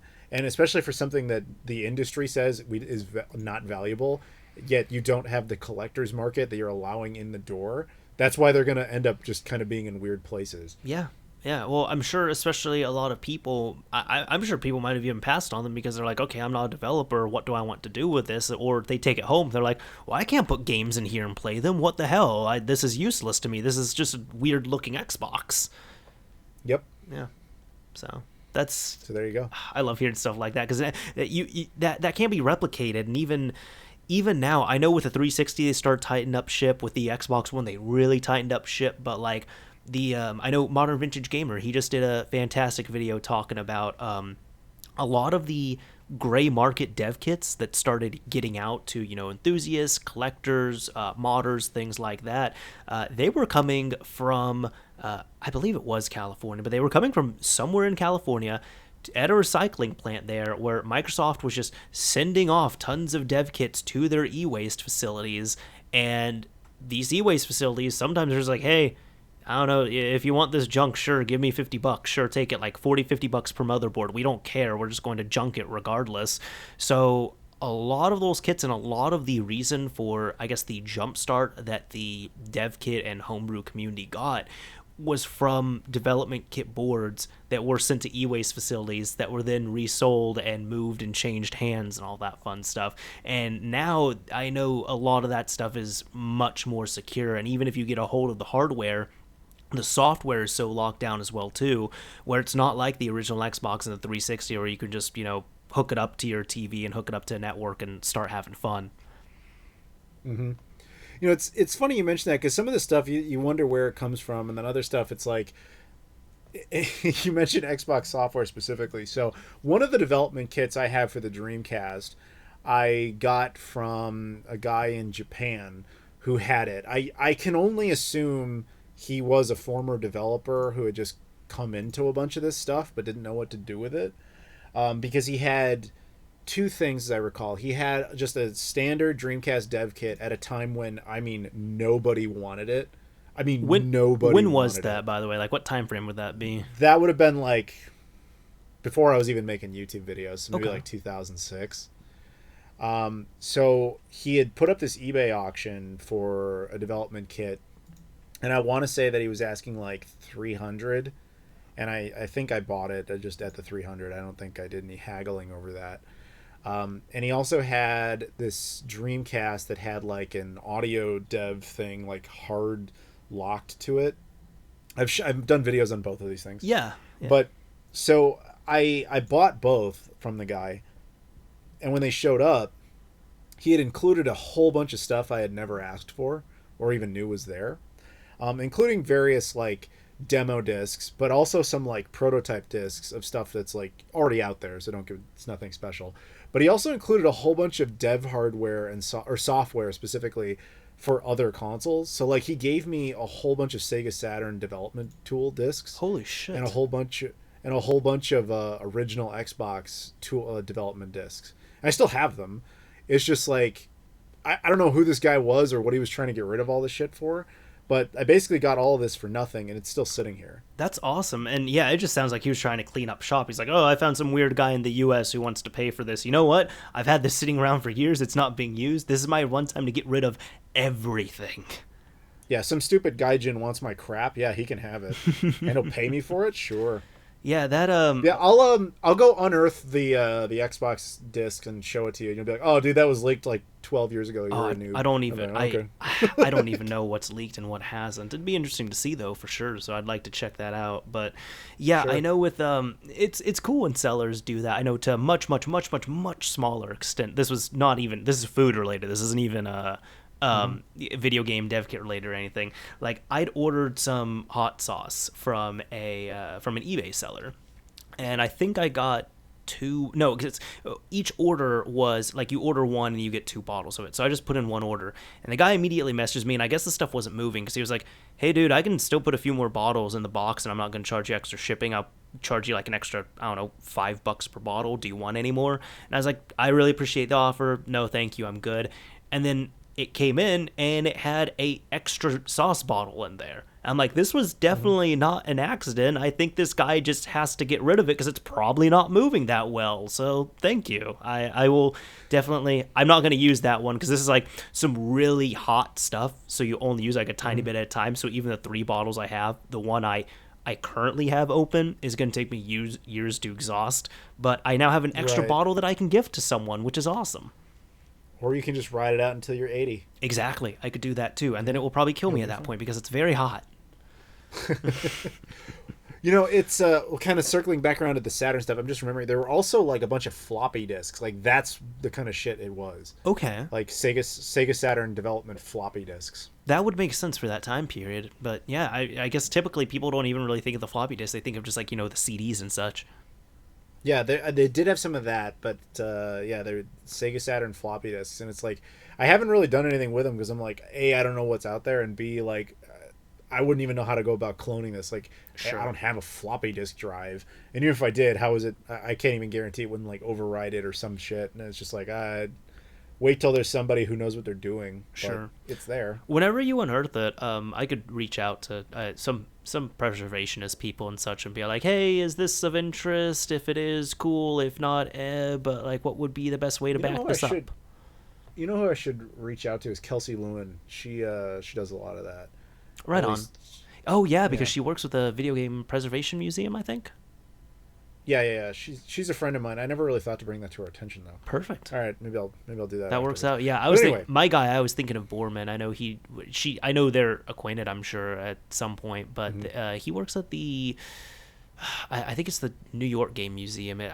I'm butchering the Video Game Museum or something. It's not just video games. It's kind of everything on there. But it's really cool because I'm giving Borman a huge shout out on here. He had done preservation for years as his hobby and such, and for the community, and what else is going on. Like he had done that just for years and years and years, and he is a librarian, like an actual librarian. But he was doing that and doing all his game preservation on the side and in the evenings and everything, and he was able to get a job pretty much doing that same thing. He is a digital games curator from what I know, but the shit that he has been doing for the past 15-20 years online, he's now able to do full-time for his job. excellent. Yeah, That's the way to be, man. yeah, I love hearing stuff like that. And that's especially it's one of those things. I know when he started, think about it, like 20 years ago, that wasn't even a possibility, because this is all, as you know, this is all just shit that it's like with Microsoft, they said, hey, the Xbox is old, just do what you want to with it, use it as a doorstop, throw it away or what have you. And preservation hasn't really been a big thing until the past 10 years or so in regards to video game stuff. So I know that the digital game curator thing, that wouldn't have even been an option by any means. That has to be a pretty new job. Yeah, I agree. It's funny because like human beings never learn. Like we do this with every single new form of entertainment. Like movies. after they showed them back in like the earliest days of film, they literally just burned them. They threw them in fires. They're Oh, I useless didn't know after they they've been burned them. I thought screened. they were just, overriding and just reusing the stuff. Because I know there's so No, much no, no. Doctor Who that's gone. I know there's tons of movies that are gone. No, that's you're talking about stuff later. There was just poor quality to it, but Okay. before that, they would mostly literally destroy films, and television shows were always destroyed. Desi Arnaz of I Love Lucy was the guy who was like, "Why are we destroying these? Why don't we keep them and air them later?" And they were like, "What are you talking about?" And he's like, "We don't always have to only air something once." Like he invented the concept of the rerun. That's amazing. Prior to him, it was standard procedure that once you had aired something, it was garbage and it's to be discarded. Sure. So there's actually a whole lot, like the stuff that exists before that, not always the films, but especially television, that exists before that is all just flukes of survival. Because it wasn't until I Love Lucy where they were intentionally keeping things. I did not know about that. Are you there? Oh, yeah, I'm here. I was saying I did not know about that. Yeah. So, yeah, and we've I'm sure that happened with books throughout history. I'm sure that's happened with various music throughout history. Human beings always just do that every time there's a new form of entertainment. We kind of suck at figuring out if it's important or not until it's like we've lost a lot of it. Unfortunately, Then we're like, oh, it's important. Unfortunately, yeah, that's how it seems. Yeah. Man, it seems like we're really learning a lot more now with like this generation onwards, and all these game developers and such and publishers are starting to realize that, to the point where even like one of my favorite releases I've seen was the Saints Row game that was on PSP. I think the story with that was there was a guy who was working at Volition, and he was just having some fun looking through the archives, and they found a PSP game, and he's like a PSP dev kit, and he's like, why the hell do we have a PSP dev kit? I don't think we've released any PSP games. They said, oh yeah, we were working on a Saints Row game for PSP. And sure enough, it was on there. And he was like, this is cool. We should share it to the world. And of course it was like, no, we can't show this. And then they were kind of saying like, well, what if we show people this? And what if we kind of archive it? And what if we do a live stream? And for every time these questions were asked, it was always, no, well, hold on, that sounds kind of cool. And it eventually escalated to the point where they revealed it to the world, like on Twitter, and then they did a live stream of it on Twitch, and immediately after the live stream, they just released the ISO online for free. Nice. Yeah, because they were like, this is a really cool part of history. There's obviously people who are interested in it, and like the PSP's dead. Like, we can't release this game even if we wanted to. We're done. There's no active development on this. We're not even going to port it. So here, have fun. Yeah, that's a good move on their part, because most developers would never do that. Because I can tell you, there's a lot of these guys, a lot of these companies are sitting on like completed or nearly completed games that just never actually came out, and they're just never going to do it. Sure, and it usually has to. I guess those things have to come out through more non-traditional means, like leaking and all They have that to come fun out, stuff. Yeah. That's a unique exception you're talking about there, probably because they were willing to give it away for free. But partially it has to do with like quality assurance. Like anytime a company puts out, let's just say that this is completely made up, but let's just say this existed. Let's say, for example, that Sega had made a complete Sonic the Hedgehog 4 for Sega Genesis. They kind of did with that Sonic and Crackers thing that we've heard about before. But like, let's say that was real, it was finished.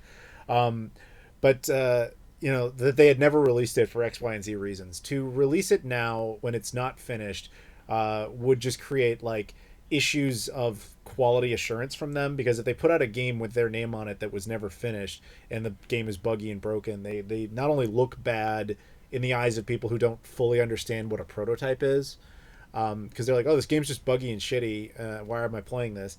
But it also can create like certain financial hurdles and legal hurdles of quality assurance that you're releasing something to the public for public consumption that is not really consumable. Sure. So they don't want to deal with any of that. They don't want to have to pay lawyers to make sure all that stuff makes sense and they won't get sued or any of that sort of stuff, when you can it's easier to just throw it on a hard drive and put it in a closet and never have to deal with any possible ramifications. So I guess what I'm saying is, it's a long way of saying that the net possible positive of releasing a prototype is generally lower than the net possible negative for a company. Sure. You can get some good PR out of it, possibly, but there's vastly more complications that can occur from it whereas the easier solution is just throw it in a closet and say we don't care. Unfortunately, yeah, and I think even the funny thing with the Volition thing as well too is releasing that ISO is like, well, this is not a physical pressing. We can't even physically make a PSP game. So this is assuming you're going to have to run this on an emulator, which that's still kind of frowned upon, from official game companies. So although there's a lot that it's here and there, we're seeing more change in it, mind you. I'm not saying it's like a bad thing, but game companies also don't want to like Sony doesn't want to openly advertise, hey, you can just emulate your PSP games on your PC. Right. Yeah, they don't want to do that, although they've used PSP emulators like on the Vita and such and other systems. I know there's that. Also, then they might say, okay, well, you need to play this on a dev kit. But dev kits aren't available for public consumption. So the last option is using this on a modified PSP. So it's like, well, wait, are we going to be pushing people to modify their PSPs? What are we doing here? So I think that the big thing that helped with it too is, from what I know, I'm not in the Saints Row community. I know one of my Discord moderators and friends, Woody, he is very much, he's into it. He absolutely loves the Saints Row series.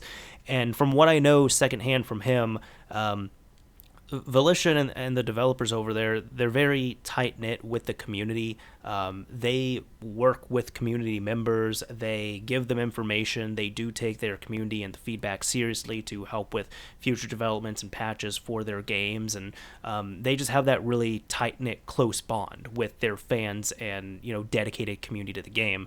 So I think that did also play a big role in saying, well, this is only going to cater to Saints Row fans, but at the same time, shit, this is only going to cater to Saints Row fans, so this is great.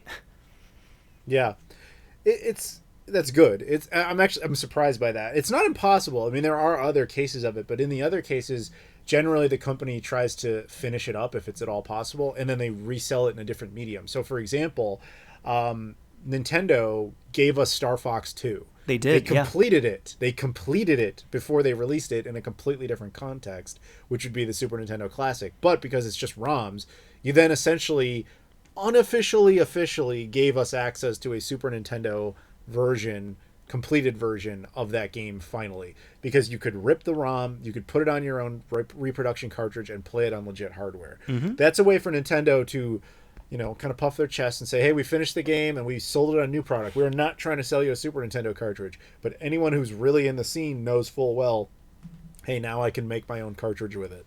That's true. I was actually gonna, while we're talking, I'll actually double check this real quick. But on the Switch, I want to say there's now 2 ways that you can get it on the Super Nintendo little pack of games and such that you get through Nintendo Switch Online.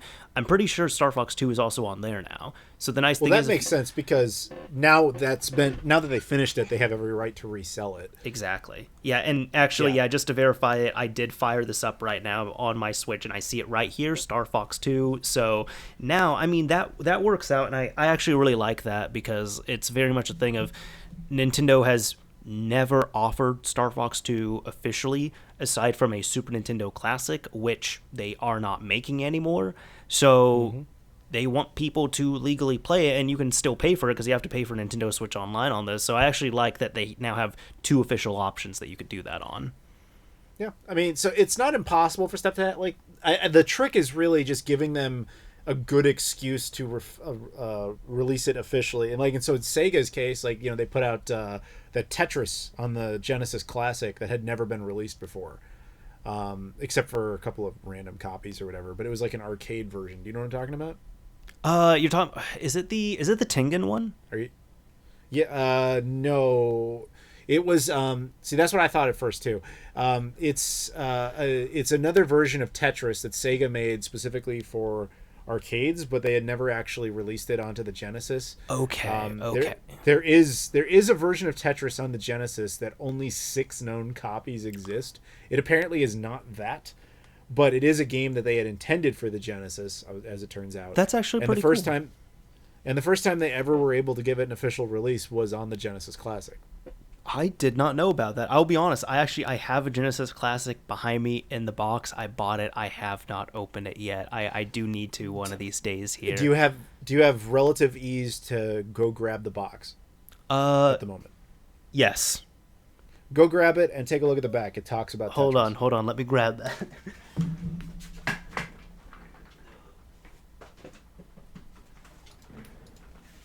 All right, I'm not even cutting that out just so people can hear my actual reaction. So I got yeah, it right. he moved the chair. Yeah, I got it right here. Let me see. 40 classic games plus 2 bonus titles. Oh yeah, I see this. Darius plus Tetris right there. Official Tetris product. Yeah, so that's the first time that version of Tetris ever was actually released. Wow, I actually outside of the arcade. I have probably heard of this, but I didn't fully pay attention to it. So that's really cool. Thanks for reminding me of this. Yeah, no problem, man. Yeah, that's real dope. Yeah, I do. Yeah, that's what I'm saying. You can get some of these unreleased games depending on how far along they were in production onto some other official release. It's just that there has to be a publicly socially acceptable reason for that company to ever have done it. Yeah, like they're not going to they would not go and start pressing Genesis cartridges of this in 2019, 2020. Correct, but they also would not, if the game was too buggy, it's unlikely they would have ever included it, or they would have, depending on how far along it was, they would have taken the time to finish it. So like, I'm trying to think, like, what's this is probably not the greatest example, but do you remember a couple of years ago there was an original Xbox version of some South Park game that surfaced? Yes, I know what you're talking about. Okay, right. So that game wasn't even close to finished, and the original development company for that is long since gone. There is no scenario in which that game gets finished and released by anybody. Of course. The current license holder to South Park for video game purposes is Ubisoft, and I can tell you they would never want to sit there and finish up Acclaim's work from like 20 years ago. That there's no reason. But if for some reason Acclaim was still around and they still had the South Park license and that game had been like 95% done, it wouldn't be impossible to say that, hey, maybe one day when we make some sort of original Xbox classic and Microsoft is looking for oddities to throw on there in addition to the games that game would have been a perfect choice for like, hey, why don't you just kind of tweak it a little, finish it up, and we'll throw it on, and there's this bonus game no one ever got to play. That's really the only context in which you can get stuff like that. Sure. It has to be a little hook for here's the game you never saw. But if there's ever an original Xbox classic, which I can't imagine there ever would be, considering how Microsoft cares so little about that console, there are games that were much further along that never came out, like Red Star. I think is basically done. I don't even know if there's anything else it needed. But yeah, you see the point I'm trying to make. Yeah. No, I totally get that. I know with I'm thinking there too, and I agree with you on this. But yeah, if you make that mythical original Xbox classic, and then you pop the South Park game in there, you can't expect people to like. You can't expect to like put a warning on there like, "Hey, this is a buggy, broken mess," and then expect people to be either crashing back out to the main menu or having to physically restart their little Xbox classic every time it hiccups. Yeah, because people will just go, "This thing's a piece of shit." Exactly. They're not gonna pay attention to warnings. Every packet of sugar out there tells you don't eat this, you'll get cancer. But human beings eat it by the gallon. Because human beings do not pay attention to warning labels. There's so nothing going to pay attention. That's to that. a whole other thing. There's nothing redeemable about sugar. It just tastes nice. That's it. Yeah, but my point is simply that it doesn't matter what it says. People are like, "This is bullshit." Like they're not going to pay attention to what it says. So that's why companies don't do the nice thing of like, "Hey man, it was never finished. You guys can go ahead and release it and we'll just play this broken thing. It's fine. We understand."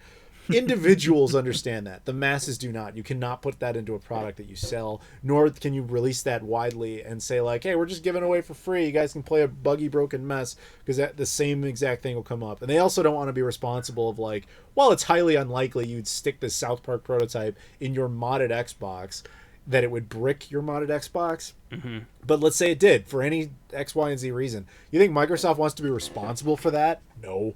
It's just infinitely easier for them to have no involvement. Indeed. I agree with all that.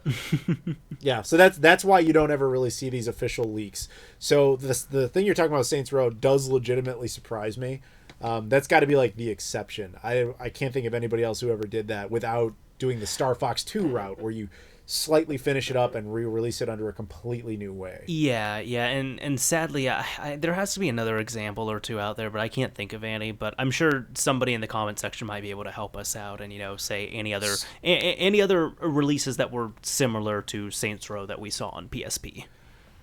Yeah, I guess the scenario I'm saying is, when is there a time where there was a game that was essentially finished or was in a prototype stage where the company that made it years later decided to just release it to the wild for no money, for free on the same platform it was originally intended for. Yeah. That's a challenge to find. I can't find I can't even, until you mentioned the Saints Row, I couldn't even conceive of that concept. And that's official. Yeah. That's not like some guy stole the prototype from The Office and released it himself. Yeah. That's like, that would be like, I'm trying to think of what was a infamously canceled game that Thrill Kill? Sure. Okay, that's my favorite infamously canceled game. So, yeah. What was Thrill? I don't know enough about Thrill Kill. What was that for? It was on PS1. In short, it was developed by Paradox. It was going to be published by Virgin. It was going to come out October 31st, 1998. EA ended up purchasing Virgin, and then they canceled it shortly before launch, even though the game was done, because they said, this is too violent and the masses can't have this. And it's now just one of the most widely... It's one of the most widely bootlegged but unreleased PS1 games out there. But there is a prototype or something out there. Oh, there's many. Because you said bootleg. Yeah, there's many. Okay, so that doesn't count then, because that's out there. Sure. But yes, I guess in that case, that would actually kind of work. EA could get some positive press out of putting that in the PS1 Classic, had the PS1 Classic not sucked. Oh, that would be cool. Yeah, but I don't know. I'm saying a game that we know was like halfway done with development and then just abandoned. And so for the moment, all it's coming to me is like the South Park game. Sure. But yeah, you get the point. We're just kind of going in circles here. We are. So everybody gets it. We are. Let me break us out of the circle. So this is one thing I like to do, either by myself or with a guest here to kind of wrap up on this. But this isn't about to get dirty, is it? No, it's not at all. Unless you've been playing. Get us out games, of the circle, jerk. This is one thing I like to do with myself, or when I hear a guest on the mic. Yeah. I guess this can get dirty if you say you've been playing Honey Pop here recently, but what I'm going to ask is, what games have you been playing recently? Almost nothing. So, to be how the hell does that happen where we go from I'm not playing anything because I'm traveling to I'm not playing anything because I'm not traveling? Because I've been too busy doing other shit. I got a bunch of 360s to set up, remember that? No, actually, I spent a good amount of time last night playing Sonic Adventure 2 HD for the 360. All right. That was kind of fun, thanks to you. Then the last game I beat all the way through was Far Cry 5. A buddy of mine and I played that. I was actually, there was a span early on in quarantine, if you want to, that I was playing a ton of different stuff. I had been beating a bunch of the Wolfenstein games. I'd been revisiting a bunch of Far Cry stuff, Assassin's Creed stuff. I was just kind of going from game to game to game, but it was getting to the point where it's like, I feel like I'm not accomplishing anything because I'm literally just sitting here playing video games like for fun, which is good. That's not a bad thing. But then I started deciding, I should really start taking care of maintenance and things in my home that I never have addressed in the last 2 years. So that's largely what I've been doing. But the last game I played, for any extended amount of time, I guess it would have been that. It would have been Sonic Adventure 2, which I was playing for a few hours last night. Right on. Yeah. Yeah, I guess the games I have here, so let's see. The ones I'm kind of doing daily drivers on are Animal Crossing on Switch, of course, like the rest of the world. And also, I just picked this back up, Ring Fit Adventure. Have you played this, or do you have it? I've never heard of that, but what I am going to say about Animal Crossing... Yeah, Animal Crossing is funny because I saw a whole bunch of people talking about that. They were like, "Oh man, I'm playing AC new NH. It's awesome." And I kept looking at it and I kept reading it as Assassin's Creed New Hampshire. I don't remember that one. I was like, that showed how little I thought about Animal Crossing that I literally had to look up what it even meant, and I was like, "Oh, right, Animal Crossing. Okay, right. Yes, I'm aware of this, but it's not on my radar." I understand. Here's the thing for me. That's my contribution to that statement. There you go. Well, here's the thing for me with Animal Crossing. And this just games like this in general, the games where you just live and it's very open-ended.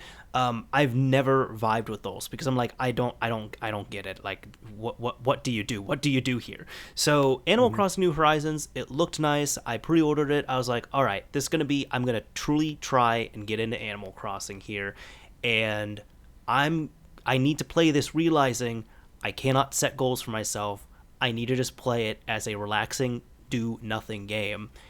And it's been good for that. It's been great, especially with, the quarantine stuff and everything. I mean, that was the perfect time to release it, and I know they were not doing that on purpose, but they set that release date. Coincidentally, all this stuff happened, and just the world got obsessed with Animal Crossing because everybody had to be stuck inside.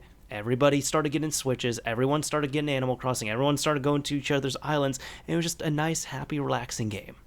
And I love that. There was a bit of a conspiracy theory that was part of the marketing move, was that COVID-19 was a result of Nintendo just wanting people to buy Oh my God. Animal Crossing.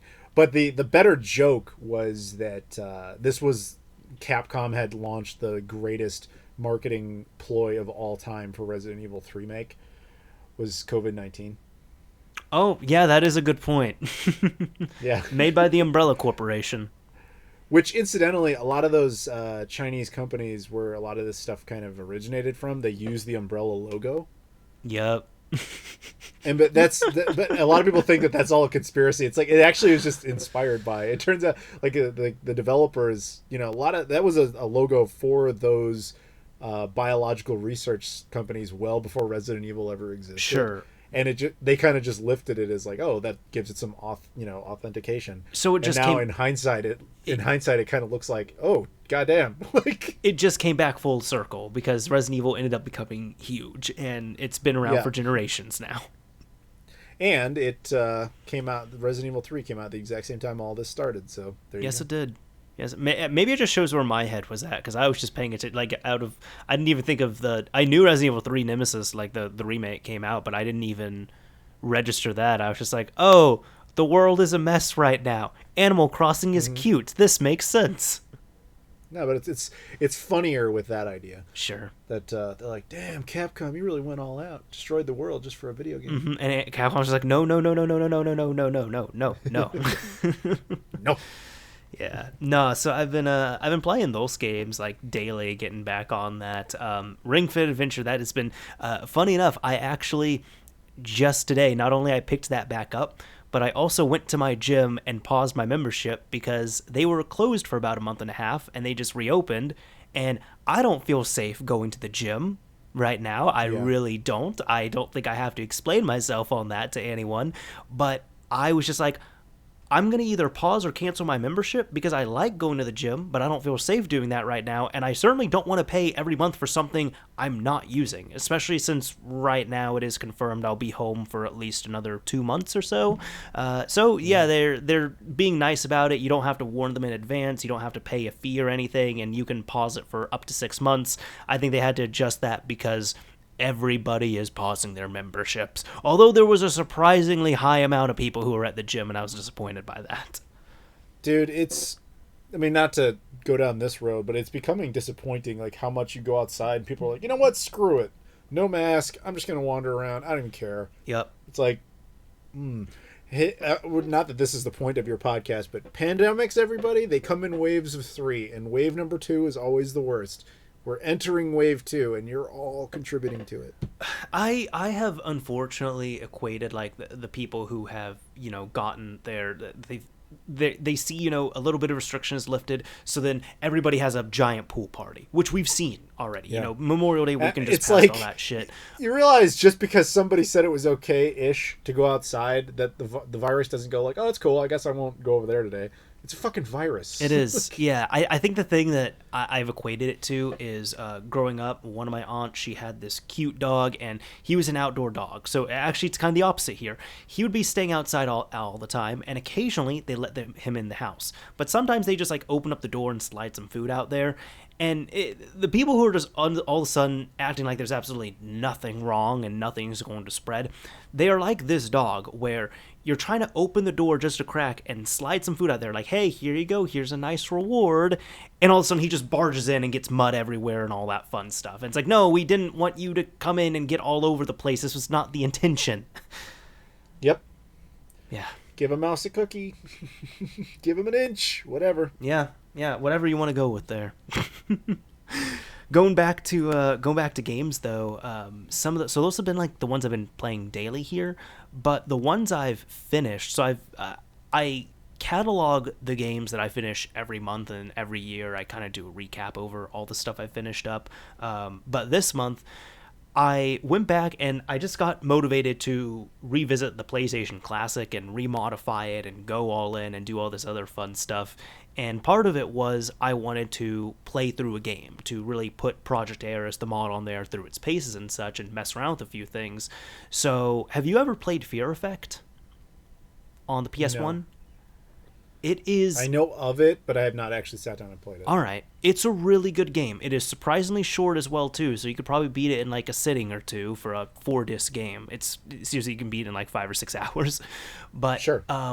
it's really cool. It is like, I love the story behind it. It's very much cyberpunk and such. I love the aesthetic there. And the interesting thing is, the reason why it takes up so much storage and requires those 4 discs is because all of the backgrounds are, it's kind of like Final Fantasy VII or any of those games where, you know, you have kind of the sort of photo backgrounds, except they do videos. So they have videos in the background and they're looping, and it just really adds the effect there. The downside to this is, because they're all videos on the PS1 that are being played all the time, they're heavily compressed. So when you're playing it on, like, when you blow it up on a big TV, like a 55-inch TV, and you clean it up and it looks real great, I'll tell you this, Adam, I understand scan lines now. I don't own a CRT. I don't want to buy a CRT. I don't want one of those heavy things in my house. I want to go forward, but I also don't like scan lines. So I like to have my stuff clean. But Fear Effect was the first game I was playing through, and it actually kind of hurt to look at because it was way too clean. So when I enabled scan lines, thanks to one of my friends, Spoofer, he actually recommended doing that on RetroArch. Once I enabled them, oh my god, it looked so much nicer. And at that point, I was like, I finally understand. I get it now. I get it, everyone. I truly do. Fair enough, man. Yeah. Yeah, I'm yet to find the game that makes me see the value of scan lines personally, but to each their own. Yeah, who knows? It might be Fear Effect if you ever get around to trying that. I think I own Fear Effect. I think I have it. Sure. I think I could do that. Yeah, give that a shot. And it's like, for me, it was bearable at first, but after about 2 hours of looking at super pixelated, just awful looking, you know, looping cutscenes in the background, I was like, I either need to play on a smaller screen, or I need to get a CRT, or I need to figure something else out. Mm-hmm. Yeah. So I hear you. So yeah, there was that, and I also did a few beat 'em ups this month as well. So Street Rage 4 came out, and a friend and I co-opted that on Xbox One, and that was fantastic to play through. And then this past week, my friend and I, we decided to randomly pick up River City Girls on Switch. Both absolutely loved it, and we played through that, and that was another super fun game. So I've been doing the beat 'em ups this month as well. Yeah, you can't go wrong with Streets of Rage 4. That was a cool game. I so played that. I got to play that early back at PAX South. That was fun. But I still haven't played the final version because I'm waiting for the limited run games version to come out. Yes, or just get it off Amazon, I guess, because now it's not so limited. Ha ha ha ha. Yeah. I know that wasn't. I saw the whole thing. That for anybody who doesn't know, that wasn't Limited Run Games' fault. They're actually very pro developer, and the developers behind this just said, "Hey, Limited Run Games sold a lot more than we expected. Maybe we could push it onto other places as well and do other runs." Yeah, I mean, I hope that changes at least so that we get an Xbox One physical. Yeah. Xbox One always gets screwed on physical stuff, and that's Microsoft's fault, in case you're unaware. They don't allow their minimum orders are much higher than Sony or Nintendo require, which is really strange to me that they're the odd man out in that scenario, but they are. They seem like the type of company that would very much say, "Hey, we have ID at Xbox. You can just release it digitally. That way, we have That's exactly what they do. Have this infrastructure." The thing that do you have Super Lucky's Tale on Xbox One? Yes, I do. I don't know if you've noticed this, but I don't have the data is like 50 megabytes, and then the rest of it's all. You know exactly what I'm talking about. You have to download Yes, 99% of the game plus the updates. And that was so frustrating to me. I was like, what the... You have... Because I think they use dual-layer discs. So I'm like, you have 50 gigabytes available to you right now. And it's not like a code is in here. It's a case, and inside, when you open it, the disc is right there, and you pop the disc in your system. Why didn't you fucking use the disc for something? I agree completely. Yeah, but... Yeah, no, that was so disheartening when I saw that. And you Yeah. don't, yeah, and Yeah, you don't know until that's you the try. biggest offender of all that. It is, truly, yeah. Because at that point, I'm just like, you know what? I would rather, this might be sacrilegious, but I'm just like, I would rather have a physical case with a download code inside of there. Because it's just going Because at to least it would accomplish, be honest. yeah, it's just going to accomplish the same damn thing as having a disk with 50 megabytes on it to recognize this is Super Lucky's Tale and allow the download to commence on your system. It's occasionally they do fix stuff like that. I don't think they're going to fix it with that one, but like They did it with Spyro, I think. Yeah. Exactly what I was about to mention. The Spyro trilogy. Like, there's two versions of that game. The first version, it's like you get the first game, and the second two digitally download. But the re-release, all of them are on the disc because there was a shit ton of complaining about it. But I guess in the case of Super Lucky's Tale, they'd be like, just whatever, just get the Switch version. Is probably the common response you would get. Yeah, and I might pick that up for Switch at one point here, but I have it on Xbox One. I'm just like, God damn it, that's always the offender that I point to in times like this. Yeah, that's the single most ridiculous offender of that whole idea. What's also insane to me is that we are still at a point in time where Cuphead does not have a physical release. Yeah, that is insane. It's been released on Switch and Xbox One. We live in the limited run games era too, and still it doesn't have a physical release. It has numerous stupid physical editions without a disc. Like they did with no the kind of like the original. I mean, they did remedy it with Sonic Mania Plus, but like the original Sonic Mania, where you can get. Yeah, I remember even seeing your videos on that where they teased so hard. They had released a special edition. They released a bunch of other stuff. They released they had cover art. They had actual cases. They even did a limited edition manual.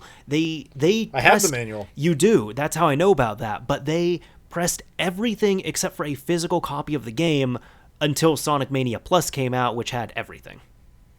Yeah. For those who don't know, that was like one of the weirdest things that Sega ever did. Was they made a super collector's edition with no copy of the game, and it was like, what are you doing? And the only way, this is what was even weirder about that, there was a manual for it, but the only way to get to the manual was at PAX West that year. If you went to the Sega booth and like waited in line and played one of their games, you got a copy of the manual. Yeah, I don't know. That was one of the weirdest promotional ideas I think they ever had.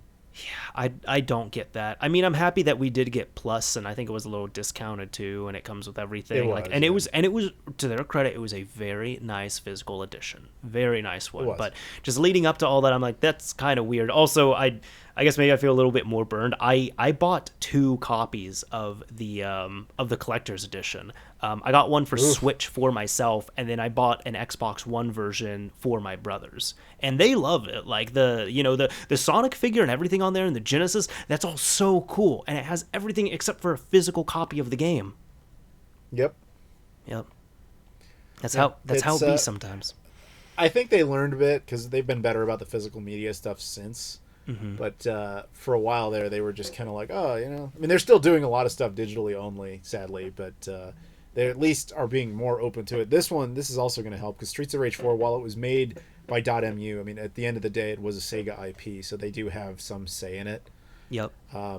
But they didn't have much say over the distribution, as I understand it. So that's probably why it went from limited run to, as you put it. That's a weird one that it happened, but I mean, it happened. It is what it is. Yeah. All right.